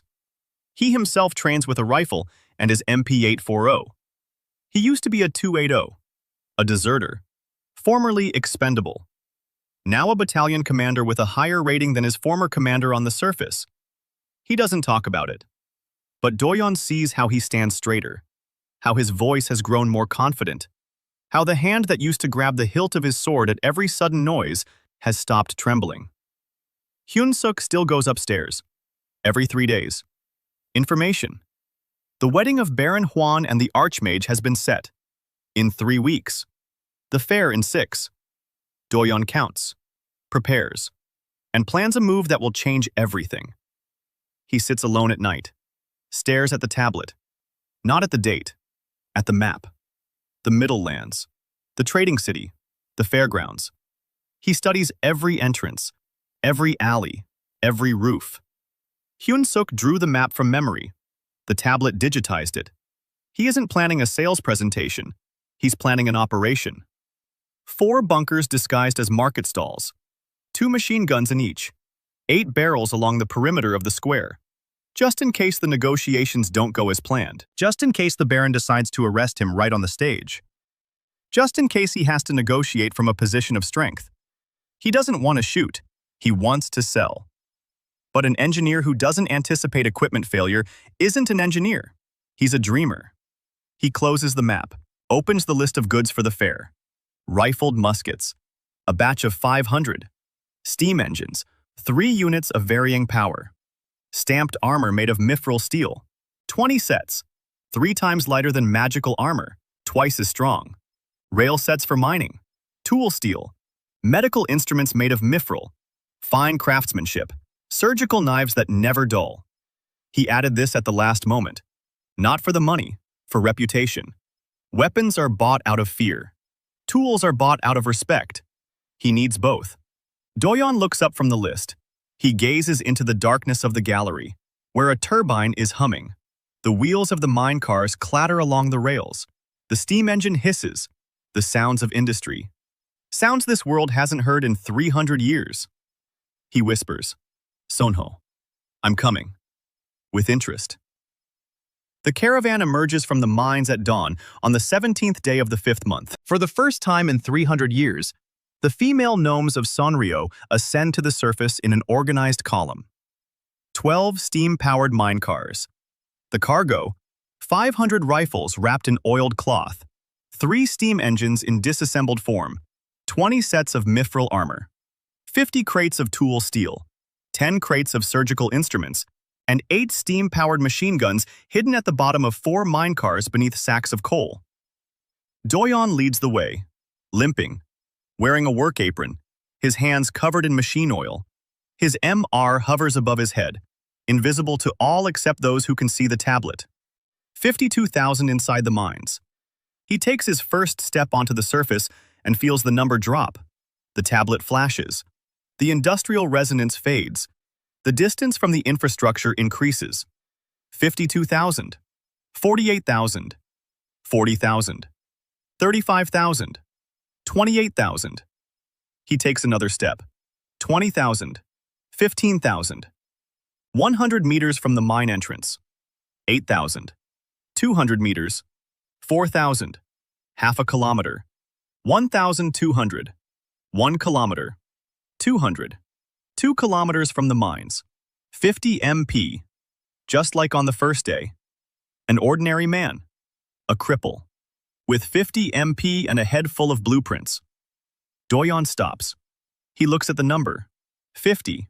He knew. The tablet had warned him. Outside the zone of his own infrastructure, he is nothing. Any mercenary with a rating of 300 would kill him with their bare hands. Anyone. Yoonju stands beside him. Her MP isn't tied to the tablet. She is strong in her own right. 6,800, both on the surface and underground. She sees the number above Doyeon drop. She sees 50. Her jaw clenches. She takes a step closer to him.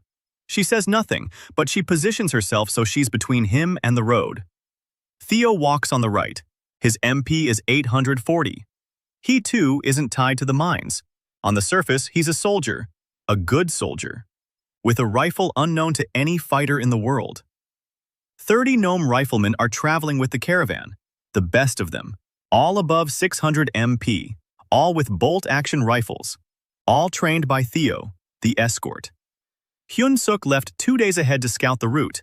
It's a 5-day journey to the capital of the Middle Lands. Along the way, there are 3 checkpoints run by the Hwando cartel, or rather, the former cartel. After the wedding, the Baron became a governor, and his men are now technically the royal guard. But Hyun-suk knows the back roads, tunnels, abandoned mine shafts, Smugglers' routes she's used for years. The caravan isn't taking the main road. It's taking the side passages. Narrow, dark. The wagons barely squeeze through, but they get through. The first day passes without incident, the second too. At night, they camp in an abandoned cavern. The female gnomes build a fire. They cook porridge from underground mushrooms. Doyeon sits against the wall and stares at the scroll.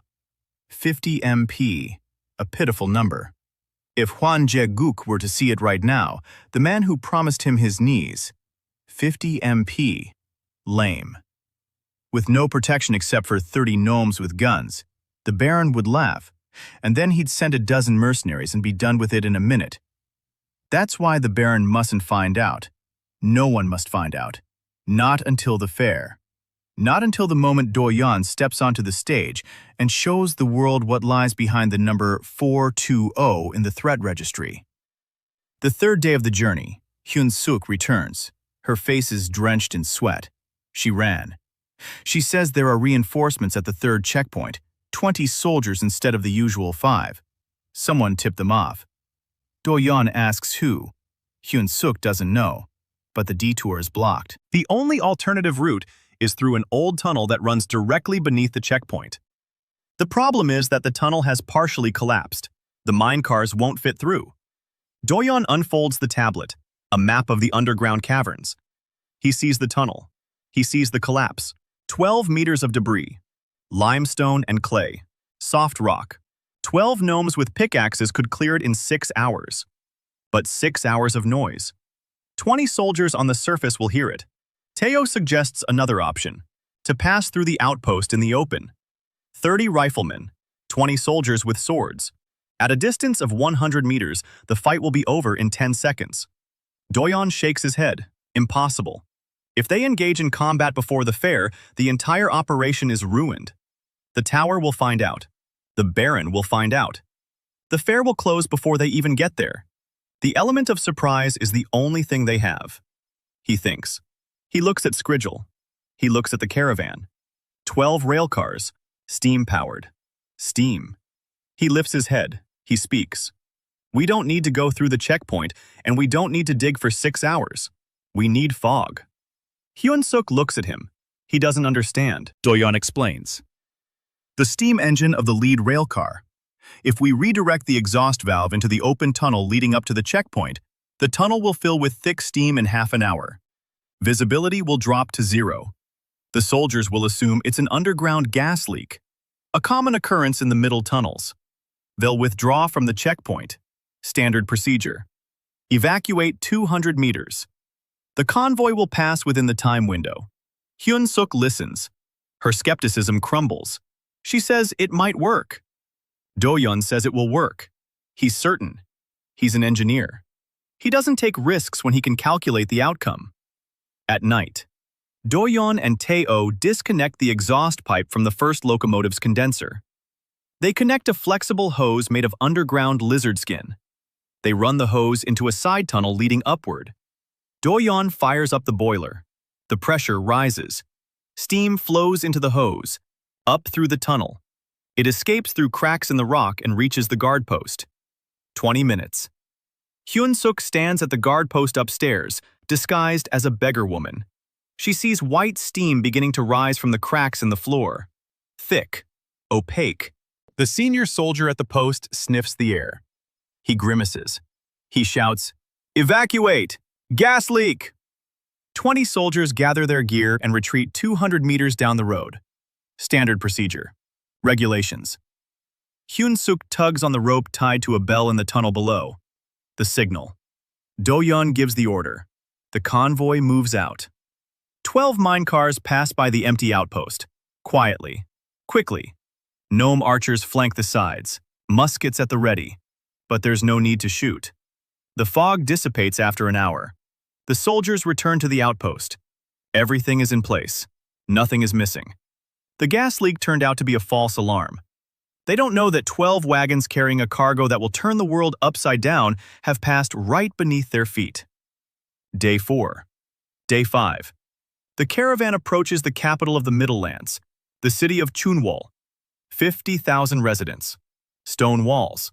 A market square the size of a soccer field. The fair begins in 2 days. Merchants are already setting up their stalls. The smell of roasted meat and hot metal. Doyeon stands at the edge of the city and looks on. For the first time in 5 months, he sees the sky. Blue, with clouds. The sun is blinding. He squints. His rating is 50 MP. He's a lame outsider in a work apron on the outskirts of the city, where any guard is 6 times stronger than him. But behind him are 12 wagons, 30 dwarves with weapons this world has never seen, and a mind that holds an entire civilization. Yunzu approaches. She stands beside him. She looks silently at the city. She has never been on the surface. The sun is foreign to her. The wind is unfamiliar. But she stands steady, and her eyes are dry. She speaks. "Big," Doyeon says. "In a week, it will be ours." Yunju doesn't ask what he means. She already knows. Hyun-suk rents 4 tents in the market square, the best spots, at the intersection of the Sado. She pays in gold. The merchants look at the female gnome with the gold and ask no questions. Gold has no race. At night, under cover of darkness, the female gnomes unload the mine cars. The goods go into the tents. Machine guns are set up in 4 bunkers disguised as warehouses. Doyeon personally checks every position: firing angles, overlap zones, dead zones. If a fight breaks out, 8 machine guns will cover the square with crossfire. No one will escape. He hopes it won't start. But an engineer always plans for the worst-case scenario. The morning before the fair opens, Doyeon stands in a tent amid crates of rifles.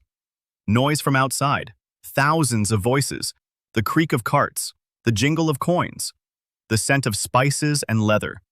In an hour, the gates will open. 20,000 people will enter the square.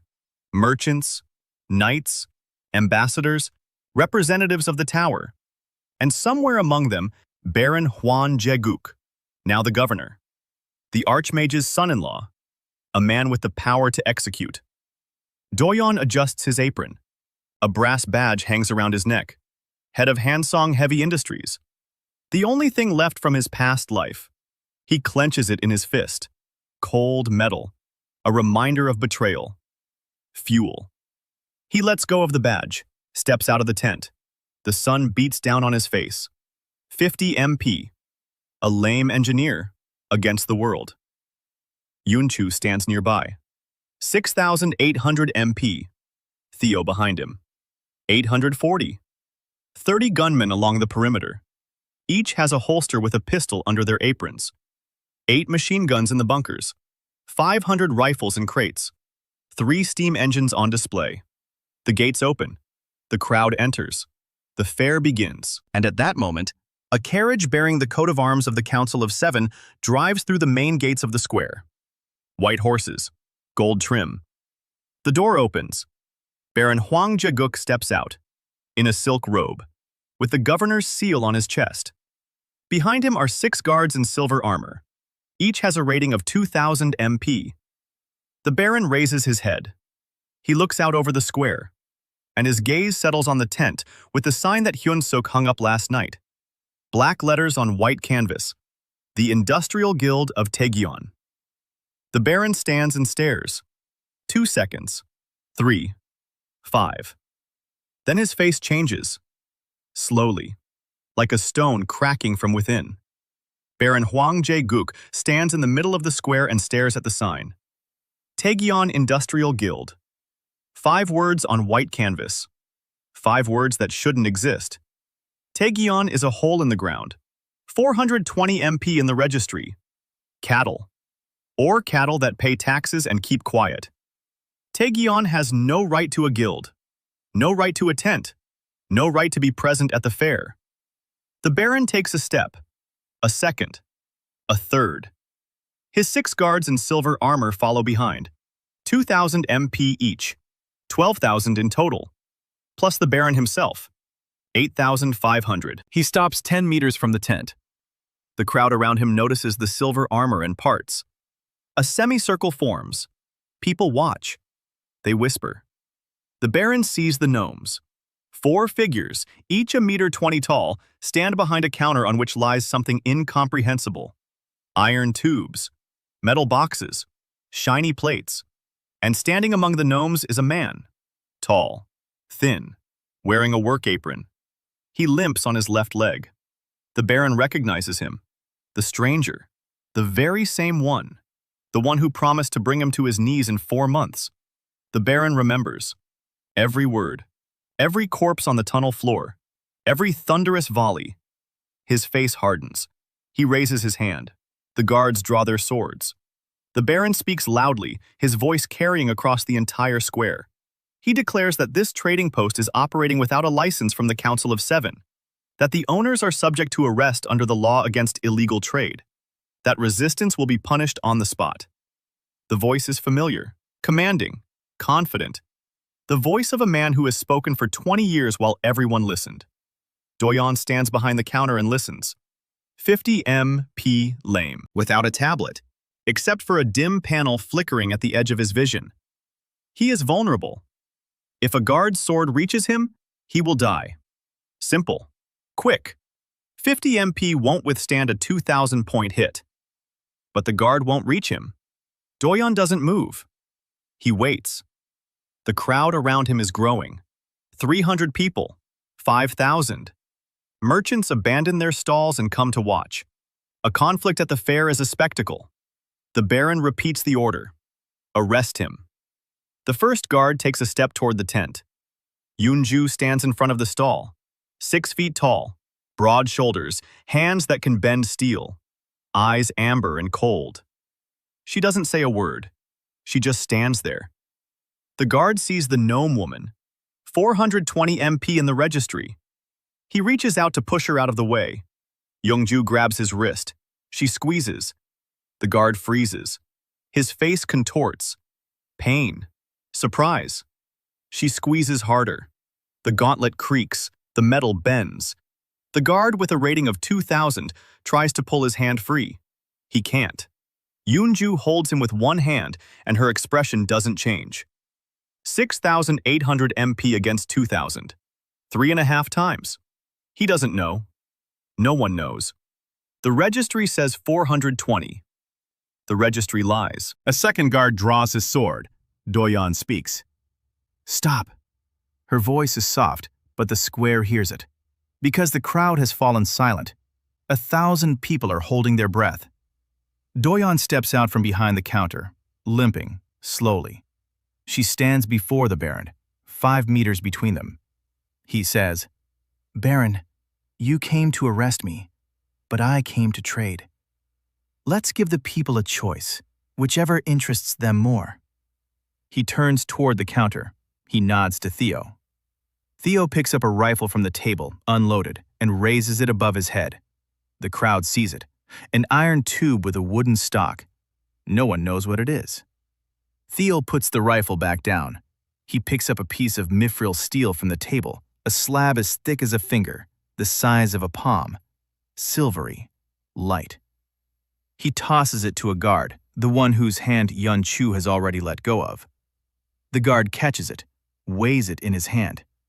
His expression changes again. He recognizes mithril. Every warrior recognizes mithril, a metal more precious than gold, a metal that doesn't exist on the surface. The plate in his hand weighs as little as paper, yet he can feel its strength with his fingers.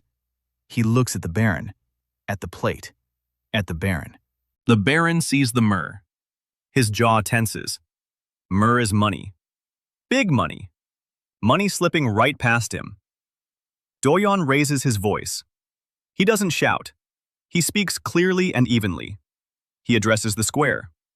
He says that the Tagan Industrial Guild offers free trade. Rifled weapons, steam engines, mithril steel, surgical instruments, stamped armor. Everything that the workshops of the surface cannot produce because they lack the know-how. Market prices. No cartel markup. The crowd buzzes. Merchants exchange glances. Traders move closer. The word mithril acts like a magnet. The Baron senses he is losing the square. The crowd is no longer looking at the silver armor. The crowd is looking at the counter displaying mithril. He raises his voice. He says this is illegal trade, that the goods have been confiscated, that all participants will be arrested. A man steps out of the crowd. Not young. An expensive robe. A gold chain around his neck. The merchant chief of the city of Chunwol. Rating 1,800 MP. Not a warrior. A merchant. He says that the Yar Fair is held in accordance with the Free Trade Charter approved by the Council of Seven 200 years ago. That during the fair, any vendor has the right to a stall, provided they pay the duty. He asks the dwarves if the duty has been paid. Hyun-suk steps out from behind the tent. He hands the merchant chief a receipt. Paid. Yesterday. In gold. The chief reads the receipt. He nods. He turns to the baron. He says the fee has been paid. The trade is legal. The baron opens his mouth. He closes it. He is the archmage's son-in-law, the governor. But the fair's charter is the law of the Council of Seven, his own father-in-law's law. He cannot break his father-in-law's law in front of 1,000 witnesses. It would undermine the legitimacy he bought through marriage. The baron stands in silence. 10 seconds. 20. Then he turns and walks away. The guards follow him. The silver armor glints in the sun. The crowd watches him go. Then they turn back to the tent. And it begins. The first customer approaches a minute later. A merchant from the Eastern Empire. He asks about mithril steel. Yunju shows it to him, explains it. Her human language is halting, but her technical vocabulary is flawless. Doyeon taught her. The merchant feels the plate. He asks the price. Doyeon names it, half the price of the tower's magical mithril. The merchant blinks. He asks again. Doyeon repeats it. The merchant buys 20 plates. The second customer, a gunsmith. He looks at the rifle. Theo explains.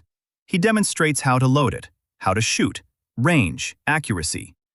The gunsmith takes the rifle in his hands. He rests it on his shoulder. He looks through the scope. His eyes widen. He asks how much. Doyeon names the price. The gunsmith buys 50. In an hour, the tent sells 6,000 gold worth of goods. In 3 hours, 20,000. By noon, the line stretches from the tent to the square's gates, 300 meters. People wait. They jostle. They argue over their place in line. Whispers turn into a rumble. The hum turns into a roar. Mithril, weapons, steam engines, dwarven steel.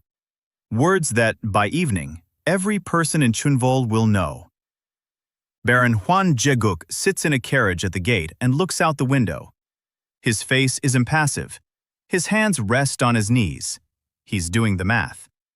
Every gold piece paid to the gnomes is a gold piece that doesn't go through his cartel.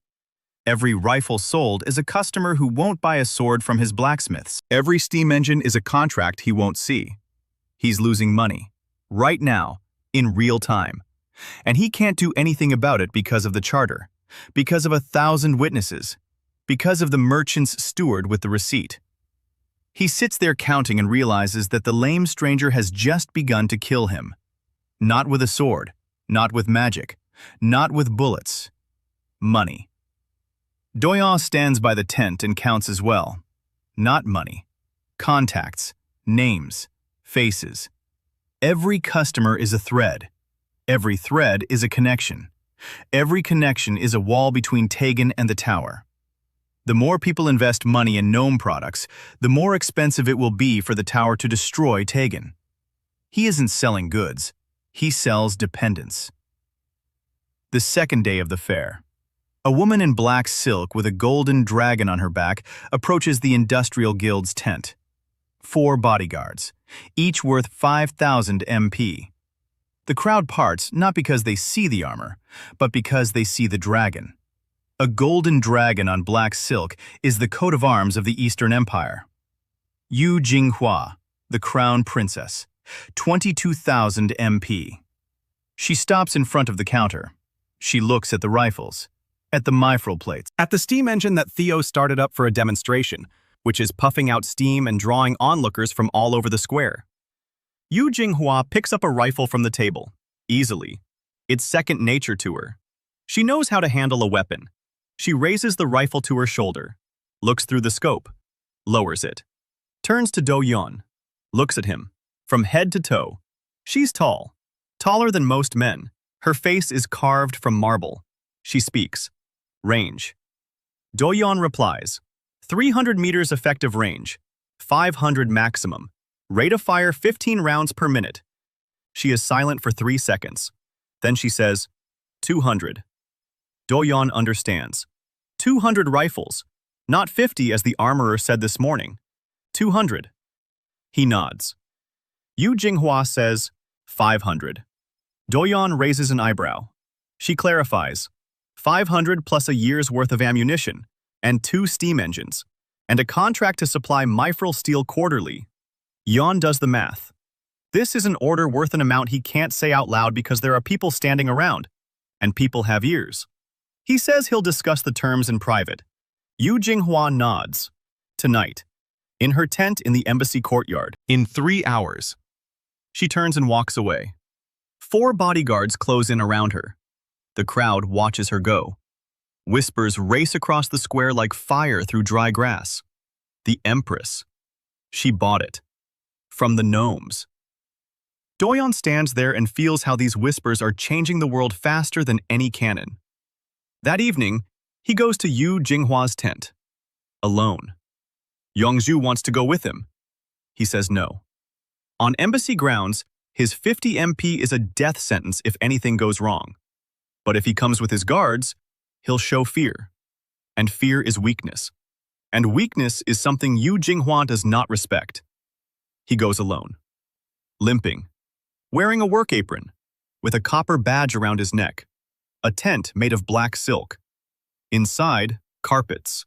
Candles. The scent of jasmine. Yu Jinghua sits at a low table. Tea is set before her. 2 cups. She's been waiting for him. He sits down across from her. His leg hurts. He doesn't let on. She pours him some tea. He drinks it. Hot. Bitter. Good. She says her fleet has lost 3 battles to the elves over the past year. That the mages of the tower were selling her combat spells at a price of 2 provinces per set. That the spells turned out to be obsolete. That the elven ships cut through the magical shields like paper. That she lost 8,000 soldiers. 8,000. She utters the number flatly, without emotion. But her fingers on the cup are turning white. Doyeon listens. Then he speaks. He says his rifles have a range of 300 meters. That his cannons have a range of 2 kilometers. That his machine guns spit out 120 bullets per minute. That none of this requires magic. That none of this can be nullified by the tower. Yu Jinghua sets down her cup. She looks at him, for a long time. She says, the price. Doyeon states it. Not in gold, in terms. First, the Eastern Empire will recognize the Taegyong Industrial Guild as an independent trading entity, officially, with the Empress's seal. Second, the Empire guarantees military neutrality if the tower attempts to destroy Taegyeon. Not assistance, neutrality. That is enough. If the tower knows that the Empire will not support a punitive operation, it will not risk fighting on 2 fronts. Third, gold by weight for the first shipment. Market price. No discounts. Yu Jinghua is silent for a minute. A whole minute. Doyeon counts her heartbeats. 68. She speaks. I accept the first and third points. As for the second, she pauses, looks him in the eyes. She says that neutrality is cheap. She offers more. An open military alliance. If the tower attacks Taegyong, the Eastern Empire will impose a trade blockade on the 7 kingdoms. Not war, a blockade. Economic strangulation. In exchange for the exclusive right to supply weapons for the first year. Doyeon thinks. Exclusivity is dangerous. A single buyer means dependence. But the tower's blockade is a shield you can't buy for any price. He says, exclusivity for 6 months, not a year. She smiles. For the first time all evening. Subtly, dryly, like a crack in stone. She says, accepted. They drink tea, in silence. 2 people who have just redrawn the map of the world, sitting at a low table in a black silk tent. As Doyeon leaves, Yu Jinghua calls after him. Her voice is steady, and for the first time, there is something in it besides calculation. She says that the tower's mages cost her 2 provinces. His rifles won her back 3. Doyeon doesn't turn around. He nods. He limps away into the night. On the morning of the third day of the fair, the news spreads across the square before trading begins. The Eastern Empire has signed a contract with the Taegyeon Industrial Guild. 500 rifles, 2 steam engines, quarterly shipments of mithril, official recognition of the guild, an open military alliance. The word alliance reverberates across the square like an artillery shell. The Empire, an alliance. With the gnomes. Merchants who were buying cautiously yesterday are now lining up in a queue. The ambassador of the Northern Kingdom approaches the tent and inquires about the terms of purchase. The ambassador of the Western lands follows. A representative of the Elven Trade League stands to the side and watches. He doesn't approach, but he watches and takes notes. Over the 3 days of the fair, the Taegyeon Industrial Guild sells 140,000 gold pieces worth of goods. It signs contracts with 4 states. It receives official recognition from the Eastern Empire and the Northern Kingdom. Doyeon's tablet glows dimly. 50 megapixels. He's on the surface, far from the mines. His personal power is negligible, but his political power, his economic power, his industrial power, It isn't measured by the tablet. it's measured by the length of the line at the tent and the number of seals on the contracts. Baron Huan Jaguk has been sitting in his carriage for 3 days. He doesn't come out. His manager brings in reports. The cartel's sales during the fair have dropped by 70%. 70. Customers are going to the gnomes. Mithril is cheaper. Steel is better. The weapons don't require magic. The Baron reads the report, crumples it up, throws it on the floor. He is losing. Not a battle. A war. And he is losing to that very same lame stranger with 50 MP, to whom he tossed a sack of copper coins 5 months ago. He pulls out a piece of paper. He writes, "Not to my father-in-law. Higher up, directly to the Council of Seven's office. A petition for technological heresy status for Taegyeon's products. A ban on production. A ban on sales. A ban on possession, under penalty of death. If the council approves it, Doyeon's contracts will become worthless pieces of paper. Buyers will return the goods or go to prison. The guild will disappear. The Baron's only trump card, the law. His father-in-law writes the laws." Doyeon doesn't know about this letter, But he knows the Baron. he knows that a cornered beast bites harder than a free one, and he is preparing. On the 5th day of the fair, 3 men in azure cloaks with silver stars on their collars enter the square. The crowd parts instantly. Not as it does before the Baron. It's different. People parted for the Baron out of respect for his title. They part for the azure cloaks out of fear. The battle mages of the Azure Peak Tower. 3 fifth circle mages. 35,000 MP each. A total of 105,000. They walk across the square straight toward the Industrial Guild's tent. A woman leads the way. Tall. Her silver hair is tied back in a bun. Her face is as sharp as a blade. Master Cho Eun-hae. Archmage Park Chul-min's right-hand woman. She's carrying a scroll bearing the seal of the Council of Seven. Doyeon is standing at the counter. He sees the azure cloaks. He sees the scroll. He does the math. 105,000 MP are coming his way. His rating is 50. If they decide to kill him right here, he won't even be able to lift a finger. Yoonju stands beside him. 6,800. A grain of sand against 105,000. Teo. 840. 30 snipers along the perimeter. Altogether, less than 20,000. Machine gunners and bunkers. But to open fire on a square where 20,000 civilians are gathered? No, that's not an option. He knew the tower would send someone. He was prepared. But not for battle. For a conversation.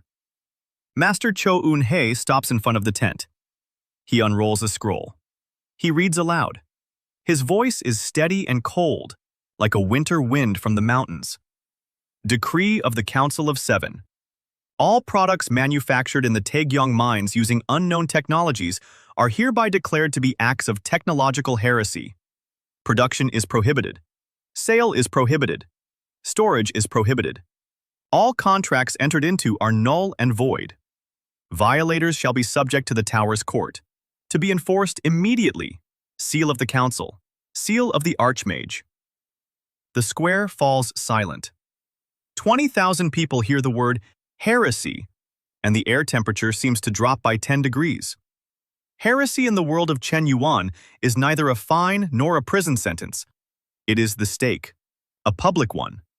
In the central square of the tower's capital, merchants standing in line at the stall take a step back. A merchant from the Eastern Empire, who yesterday bought 100 plates of mithril, turns pale and hides his hands behind his back. Doyeon looks at the scroll, at the seal, at Magistrate Choi Doyeon, at the 3 azure cloaks behind her. 105,000 MP. He inhales, exhales, and does what no one expects. He smiles, not coldly, not menacingly, calmly. Like an engineer who has found an error in someone else's calculations and knows how to use it to his advantage. He speaks. Master, to which paragraph of the Tower Codex does the decree refer? Choi Doyeon looks at him. She replies, Paragraph 14 of the article on technological heresy. A ban on the creation of objects contrary to the nature of magic. Doyeon nods. He says, Paragraph 14 defines heresy as the creation of artifacts that mimic magical effects through non-magical means with the intent to undermine the tower's authority. Correct, Choi Doyeon confirms. Doyeon speaks. His voice grows louder. It's not a shout. It's a projection. The entire square hears every word. He says that none of the Taegyeon Guild's products imitate magic. A rifle does not imitate a spell. A steam engine does not imitate a golem. Mithril steel does not imitate an enchantment. It's a different principle. It's mechanics, physics, thermodynamics. Paragraph 14 doesn't apply because it describes the counterfeiting of magic. And his products aren't counterfeits. They're alternatives. The courtroom is listening. The silence rings out. Choi Doyeon is silent for 5 seconds. She hadn't expected a legal objection from a lame gnome in an apron. She had expected fear, resistance, an attempt to flee. Not a quote from the paragraph. She says that the interpretation of the paragraph falls under the jurisdiction of the council, not the defendant. Doyeon nods. She says that's correct, and that the council's interpretation must be public and well-founded, as required by the Tower Code. Article 3. On the transparency of justice. He asks whether the council conducted an expert examination of the product before issuing the decree. Was a commission appointed? Was a report drawn up? Choi Doyeon remains silent. The answer is written all over her face. No, the council did not conduct an expert review. The council received the Baron's letter and issued the decree within 2 days, without verification, without a commission, without a report.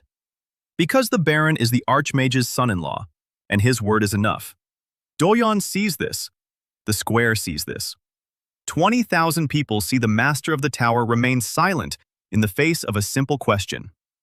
Yu Jinghua steps out of the crowd. Black silk. A golden dragon. 22,000 MP.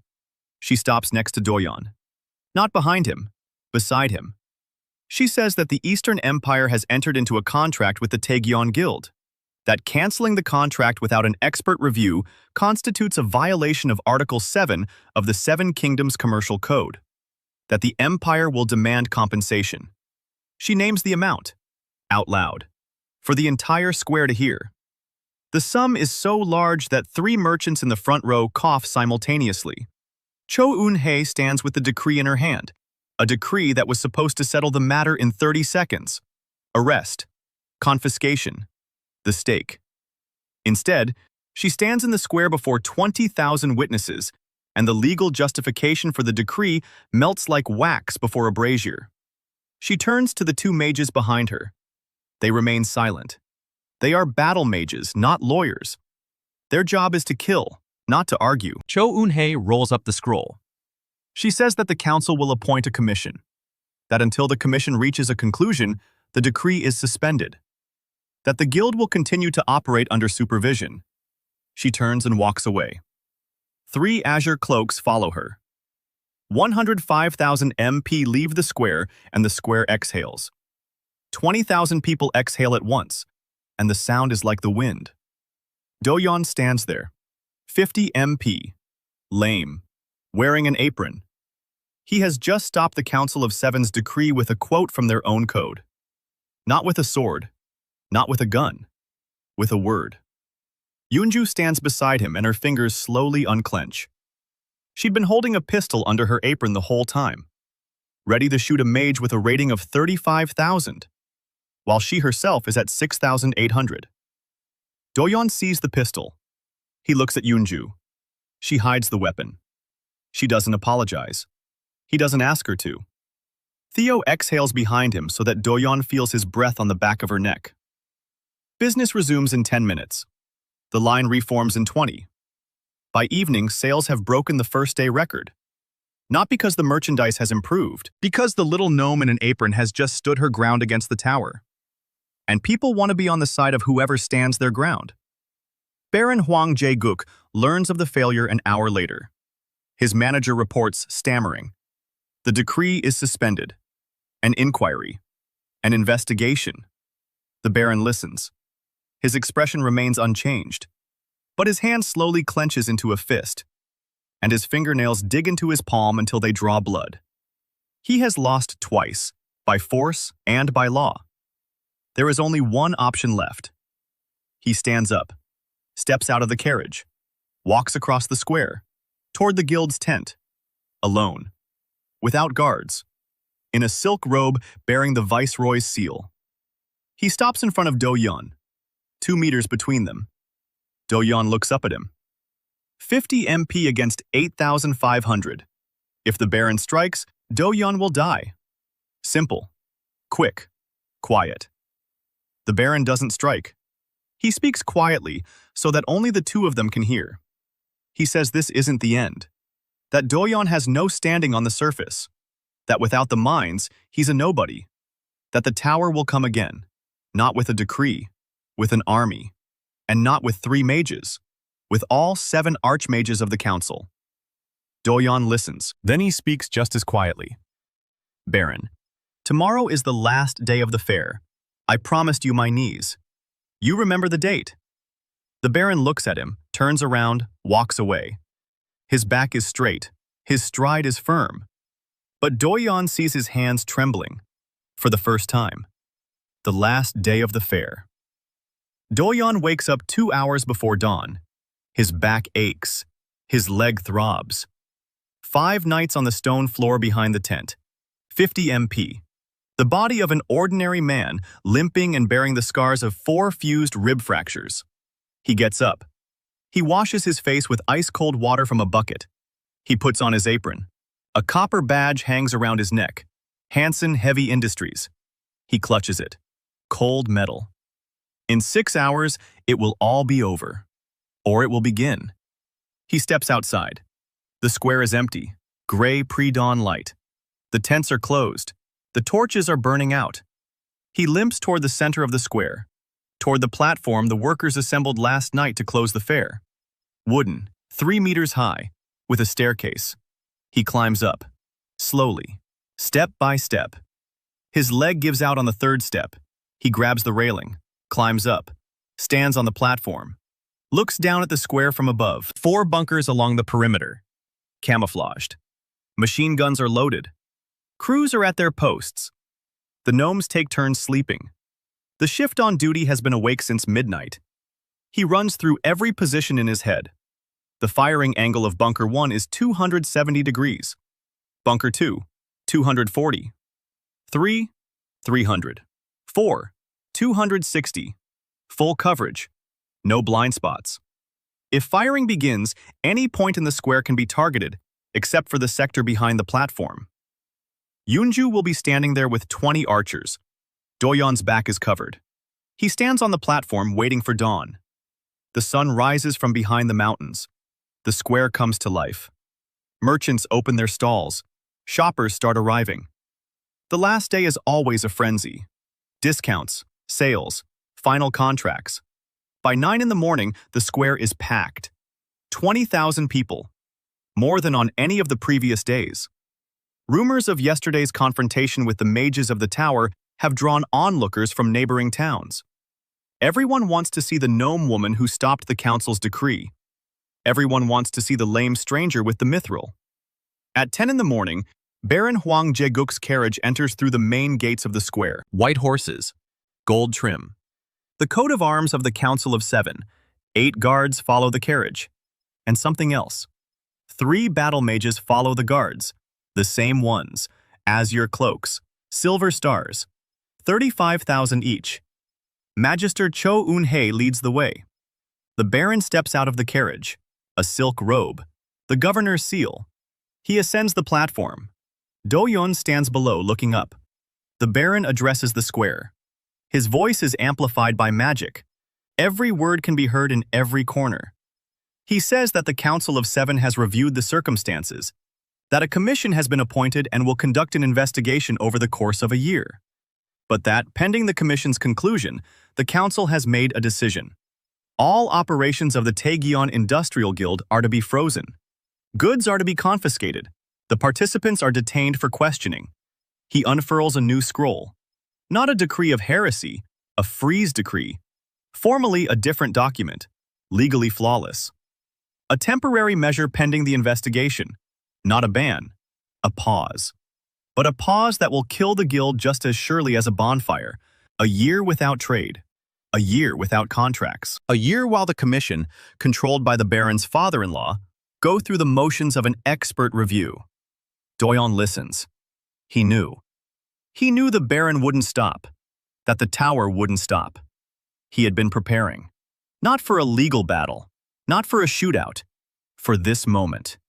He climbs onto the platform, step by step, limping, slowly. 20,000 people are watching. The Baron stands with the decree in his hand. 3 mages behind him, guards on either side. Doyeon stands before the Baron, a meter between them. He takes a small object out of his apron pocket, places it on the platform in front of the Baron. A copper badge. Hansen Heavy Industries. Small. Worn. With traces of machine oil. The Baron looks at the badge. He doesn't understand. Doyeon speaks, softly, but the square hears him because the square is silent. Baron. Do you remember you promised to gouge out my second eye? I promised you your knees. I keep my word. He raises his hand. 4 tents around the perimeter of the square open simultaneously. The canvas walls fall away. Beneath them are cast iron frames, barrels, feeding mechanisms, 8 steam-powered machine guns, 2 in each bunker. The barrels aren't aimed at the people. Upward, at a 45-degree angle, into the sky. Doyeon isn't aiming at the crowd. He's pointing, demonstrating, like at an exhibition. The tablet above his head flashes. For the first time, he's showing it publicly. Not a dim 50 mR panel, the full tablet, with a number. The number forms slowly, digit by digit. The square watches. First confusion, then recognition. Every mage, every knight, every soldier in this square knows what a rating is. Everyone has seen the numbers in the threat registry. And everyone sees the number taking shape above the head of the lame stranger in a work apron. 140,000 MP. A sound. 20,000 people let out a sound that happens once in a century. Not a scream, not a sigh, something in between. As if the entire city's heart had stopped and started again all at once. 140,000 MP. Higher than Archmage Pak Chul-min. Higher than any mage on the Council of Seven. Higher than any creature in the threat registry except the Elder Dragons. A man, in an apron, with a copper badge. He stands in the crowd with Minho, the tower's archivist. 45,000 MP. He came to the fair incognito, in ordinary clothes, without a cloak. He wanted to see it with his own eyes. And now he sees it. 140,000. His notepad slips from his hands. It falls onto the stones. He doesn't notice. He stares at the number, and his lips move silently. He whispers, "Impossible." Yu Jinghua stands on the balcony of the embassy tent. 22,000 MP. She sees the tablet. She sees the number. She smiles slowly. Not like yesterday. Wider. Deeper. Like someone who bet on the right horse, only to find that the horse was a dragon. 3 combat mages from the tower stand behind the 35,000 each, 105,000 combined. They see the number. 140,000. They all take a step back at the same time. Their combined rating is 35,000 less than that of a single Doyeon. Master Cho Eun-hae stands there, her face as white as the azure cloak draped over her shoulders. Baron Hwang Jae-guk stands on the platform. The freeze decree is in his hand, a decree that is now worthless. 140,000 MP stand a meter away from him. His knees buckle. On their own. No one is pushing him. No one is hitting him. No one is threatening him. 8,500 MP stand before 140,000, and his body knows instinctively what to do. His knees touch the platform. The scroll slips from his fingers. Baron Hwang Jae-guk kneels before a lame stranger in a work apron, in full view of 20,000 people. 4 months ago, Doyeon promised him this. On this very day. Exactly. To the day. Doyeon looks down at him. He shows no schadenfreude. He doesn't smile. He doesn't say a word. The silence speaks for him. Doyeon doesn't kill the Baron. This is more significant than a blow. Hwang Jae-guk is on his knees on the platform, and 20,000 people are watching him and committing the scene to memory. This image will go down in the annals. It will be retold in taverns. It will be depicted in engravings. The representative of the Council of Seven is on his knees before a dwarf blacksmith. Doyeon stands over him for 3 seconds. Then he turns away, as if from an object that no longer matters. He addresses the square. His voice is steady, the same voice he used to command the loading of the blast furnace. Without grandstanding, without a tremor. The voice of an engineer. He announces the creation of the Taegyeon Industrial Guild, an independent economic power, answerable neither to the tower nor to the kingdoms nor to the cartels. Open trade with any nation on equal terms. He lists the items. Rifled weapons, steam engines, mithril steel, stamped armor, surgical instruments, tool steel, railway sets. Everything the world couldn't make because the tower wouldn't allow it. Now the world can. Because Taegan can. He pulls a stack of papers from his pocket. Contracts. Prepared by Hyun-suk over the past week. He places them on the platform next to the kneeling Baron. The first contract is signed by Yu Jinghua. She steps onto the platform. She takes the brush. She affixes the seal of the Eastern Empire, a golden dragon on black wax. The crowd watches. The second contract is signed by the ambassador of the Northern Kingdom. The third by the trade representative of the Western lands. The fourth is the Merchants Guild of Chungwol. The fifth is the Free City of Kasang. The sixth, the seventh, the eighth. Doyeon stands and watches as the seals are pressed onto the paper. Each seal is a brick in the wall surrounding Taegyeon. Each contract is a nail in the coffin of the tower's monopoly.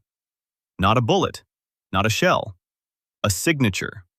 Baron Hwang Jae-guk is kneeling nearby, and no one is looking at him. He has been forgotten. In the middle of the platform, In the midst of 20,000 people. he is no longer a threat. He is a prop, a monument to his own defeat. His cartel is dead. His monopoly is dead. His mercenaries lie in the Taegyeon tunnel. His knights lie there as well. His edict on heresy has been suspended. His freeze decree lies on the platform under strangers' boots. He is on his knees, and for the first time in 50 years of his life, he is absolutely and completely unnecessary to anyone. Doyeon signs his final contract. He sets down his brush. He turns to the crowd. He speaks a single sentence. The Taeyogan mines are open. The crowd erupts. 20,000 voices. Vendors are shouting. Merchants are applauding. The knights stand in silence because knights don't shout, but their faces. Doyeon sees their faces. Confusion. Realization. Fear. The world they knew has just come to an end. The new world smells of gunpowder and machine oil. Yoon-ju stands behind the podium. She looks up at Doyeon. Her rating is 6,800 MP. By the end of the fair, it will skyrocket. The knowledge cascade takes into account more than just technology. It considers the scope of a mentor's influence. Doyeon has just signed 8 international contracts. The scope of his influence has changed. Yoonju senses it. The tablet flickers behind her shoulder, visible only to her and Doyeon. 6,800 jumps to 8,400. 2 jumps in a minute. She's stronger than the Baron. An 18-year-old gnome is stronger than the man who has controlled her people since birth. She says nothing. She stands and looks at Doyeon, and in her eyes is what he has put off until later. After the reckoning. Sonmi stands in the crowd, the elder of the Sonryo clan. 1,200 MP. She's crying. Quietly. Silently. Tears stream down her wrinkled face, and she doesn't wipe them away. 300 years. For 300 years, the Sonryo clan lived in darkness, breathed poison, smelted iron in ritual furnaces at 700 degrees, died of pulmonary gangrene, listed as livestock in the registry. 420 MP, a negligible threat. And now, the platform, the sun. 20,000 people. Contracts with empires. 140,000 MP hanging over the head of a stranger who came to them with broken ribs and 50 units on his counter. She's crying, and she's happy, and she knows this isn't the end yet. It's only the beginning. So Minho picks up the tablet from the ground. His hands are shaking. He opens it. A blank page. He writes, quickly, hastily. For the first time in 20 years, his hand can't keep up with his thoughts. He writes, Subject, Choi Doyeon. Rating, 140,000 MP. Nature of power confirmed, manufactured, not magical. Growth potential is theoretically unlimited. Recommendation. He pauses. He thinks. Then he writes, Recommendation. Observation. Contact. Destruction is categorically not recommended. The destruction of the subject will lead to the loss of knowledge unparalleled in known history. He closes the tablet, presses it to his chest, and for the first time in 20 years, he smiles. Not like an archivist, like a scientist who has found what he's been searching for his whole life. Hyun-suk stands by bunker number 3. Her hands are on the machine gun's grip. She doesn't let her guard down. She never lets her guard down. But in her eyes, which usually express nothing but calculation and cynicism, there's something new today. Not faith. No. She still doesn't believe in grand plans. But she sees the results. Gold in the crates. Contracts on the table. The Baron on his knees. And she thinks, maybe, just maybe, this lame stranger knows what he's doing. Kang Tae-oh stands among the gunmen, an 840 MP. His hands are on his rifle. His gaze is steady. He's a former deserter, formerly expendable, formerly a nobody. Now a battalion commander. Now a man with a place, with a purpose, with people who depend on him. He looks at Doyeon on the platform and thinks that people like this are the ones who should be at the top. Not mages, not barons, engineers. The platform empties. The contracts are signed. The Baron has slithered away, literally, on all fours. The guards helped him to his feet at the edge of the platform and led him away. The 3 mages of the tower had left earlier. Magister Cho Eun-hae was the first to leave. Her expression was one that Doyeon remembered. Not anger, not fear. Thoughtfulness. She was thinking. And that's more dangerous than anger. An angry enemy does foolish things. A pensive enemy draws conclusions. Doyeon steps down from the platform, limping, step by step. Yoonju offers him her hand. He takes it. Her hand is warm, firm, the hand of a blacksmith. He lets go and doesn't look her in the eyes. Not now. Later.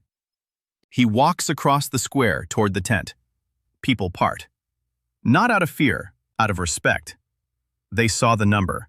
140,000. They know who he is. Now the whole world knows.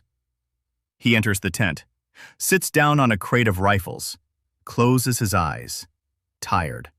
5 months. From 50 MP to 140,000. From broken ribs to the platform. From a sack of copper coins to 8 international contracts. He's tired, but he's not done. Far from done. Because the tower still stands. Archmage Pak Chul-min is still alive. 155,000 MP. Doyeon has surpassed him. 140,000 versus 155,000. Close, but not enough. The tower isn't just one archmage. The tower is 7 archmages. The council, the army, tradition, 1,000 years of history. He won't crush it in a single day, but he started. He opens his eyes and the tablet flickers before him. Dim, 50 megapixel. He's on the surface, out of the zone, an ordinary person. He smiles. In 3 days he'll be in the mines, and the number will return. For now. He takes the last rifle out of the box, unsold, set aside on purpose. A name is carved on the stock. Yunzu. A gift. Not a romantic one, an engineering one. He'll set it aside until he returns, in the evening. The square empties. The tents are being taken down. The fair is over. 20,000 people are heading to their homes, carrying with them a word this world had never known until today. Industry. Doyeon stands by the tent and watches the sunset. The first sunset he has seen in this world. Orange. Warm. The mountains on the horizon are black. Beautiful. He had almost forgotten what the sky looked like. And at that moment, far away, on the balcony of the Tower Embassy, at the far end of the square, a figure appears. A white cloak. The emblem of the Council of 7. A silver star. Tall. Slender. The bearing of a man accustomed to standing above everyone else. He adjusts his tie, a gesture that shouldn't exist here in this world. Because there are no ties in this world. Doyeon freezes. The tablet flares up. Not dimly, as on the surface. Brightly. As if the device itself had seen something that caused its circuits to overload. Doyeon sees the data. Name. Park Sung-ho. Rating. 380,000 MP. Status. Member of the Council of 7. Title. Prophet from the Heavens. Doyeon stands and stares. 380,000. Almost 3 times his maximum. Almost twice that of an archmage. 380,000 MP. And this is the man who betrayed him in the Say, who stole his patent, who threw him into the rift, who is adjusting his tie just like he did back then. A warm smile. The same one, exactly the same, as if nothing had happened. As if 12 years of work, as if broken ribs, as if a sack of copper coins. Nothing. Sonho looks at Doyeon across the square. 100 meters separate them. He smiles, raises his hand, waves, casually, friendly, as if to an old acquaintance. The tablet flashes. The number next to Sonho's name flickers. 380,000 vanishes. 3 symbols appear in its place. Question marks. The tablet cannot calculate him. For the first time in its entire existence, the tablet encounters an object it is unable to evaluate. 380,000 is the lower limit. The actual rating is unknown. Doyeon stares at the question marks. He looks at Sonho. Sonho adjusts his tie once more. He turns around. He walks away from the balcony. He disappears behind the door. Doyeon stands in the square, alone. 50 MP, limping. The sunset paints his apron red. He stands there in silence for a minute. 2, 3. Then he speaks. Quietly. Just his lips moving. With a hint of a smile. He turns around. He walks toward the tent. Yoonju is waiting at the entrance. She saw the figure on the balcony. She saw how his face had changed. She doesn't ask who it is. She asks just one thing. He's stronger than you. Doyeon replies, For now, yes. Yoonju nods. She says, Then we'll build more. Doyeon stops. He looks at her. At the 18-year-old dwarf with a rating of 8,400, who a month ago was making pickaxes out of turbine debris. At his first student. At the first engineer of the new world. He nods. She says, "Much more." They go into the tent. Outside, it's getting dark. The stars come out one by one. The square is empty. Quiet. It smells of gunpowder and machine oil. Somewhere far away in the Taegyeon mines, a turbine hums. Wheels clatter along the rails. A steam engine hisses. Industry never sleeps. Industry awaits his return. And in the tower of Azure Peak, in the topmost office on the highest floor, the Archmage Pak Chol-min receives a new threat registry, an emergency issue, an unscheduled one. He opens it, reads the new entry. Choi Doyeon, the Taegyeon Mines. 140,000 MP. Classification: Civilizational level threat. The Archmage silently clenches the scroll in his fist. The parchment flares up. It burns up in a second. Ashes fall onto the table. For the first time in 80 years of rule, Archmage Park Chol-min does not understand how the enemy has grown stronger. He stands up, walks to the window, looks down at the clouds. Somewhere beneath those clouds, in the darkness of the mines, a lame engineer with a copper badge around his neck is assembling a world that will leave no stone unturned of the millennia-old order. The Archmage stands by the window, and for the first time in 80 years, he feels cold.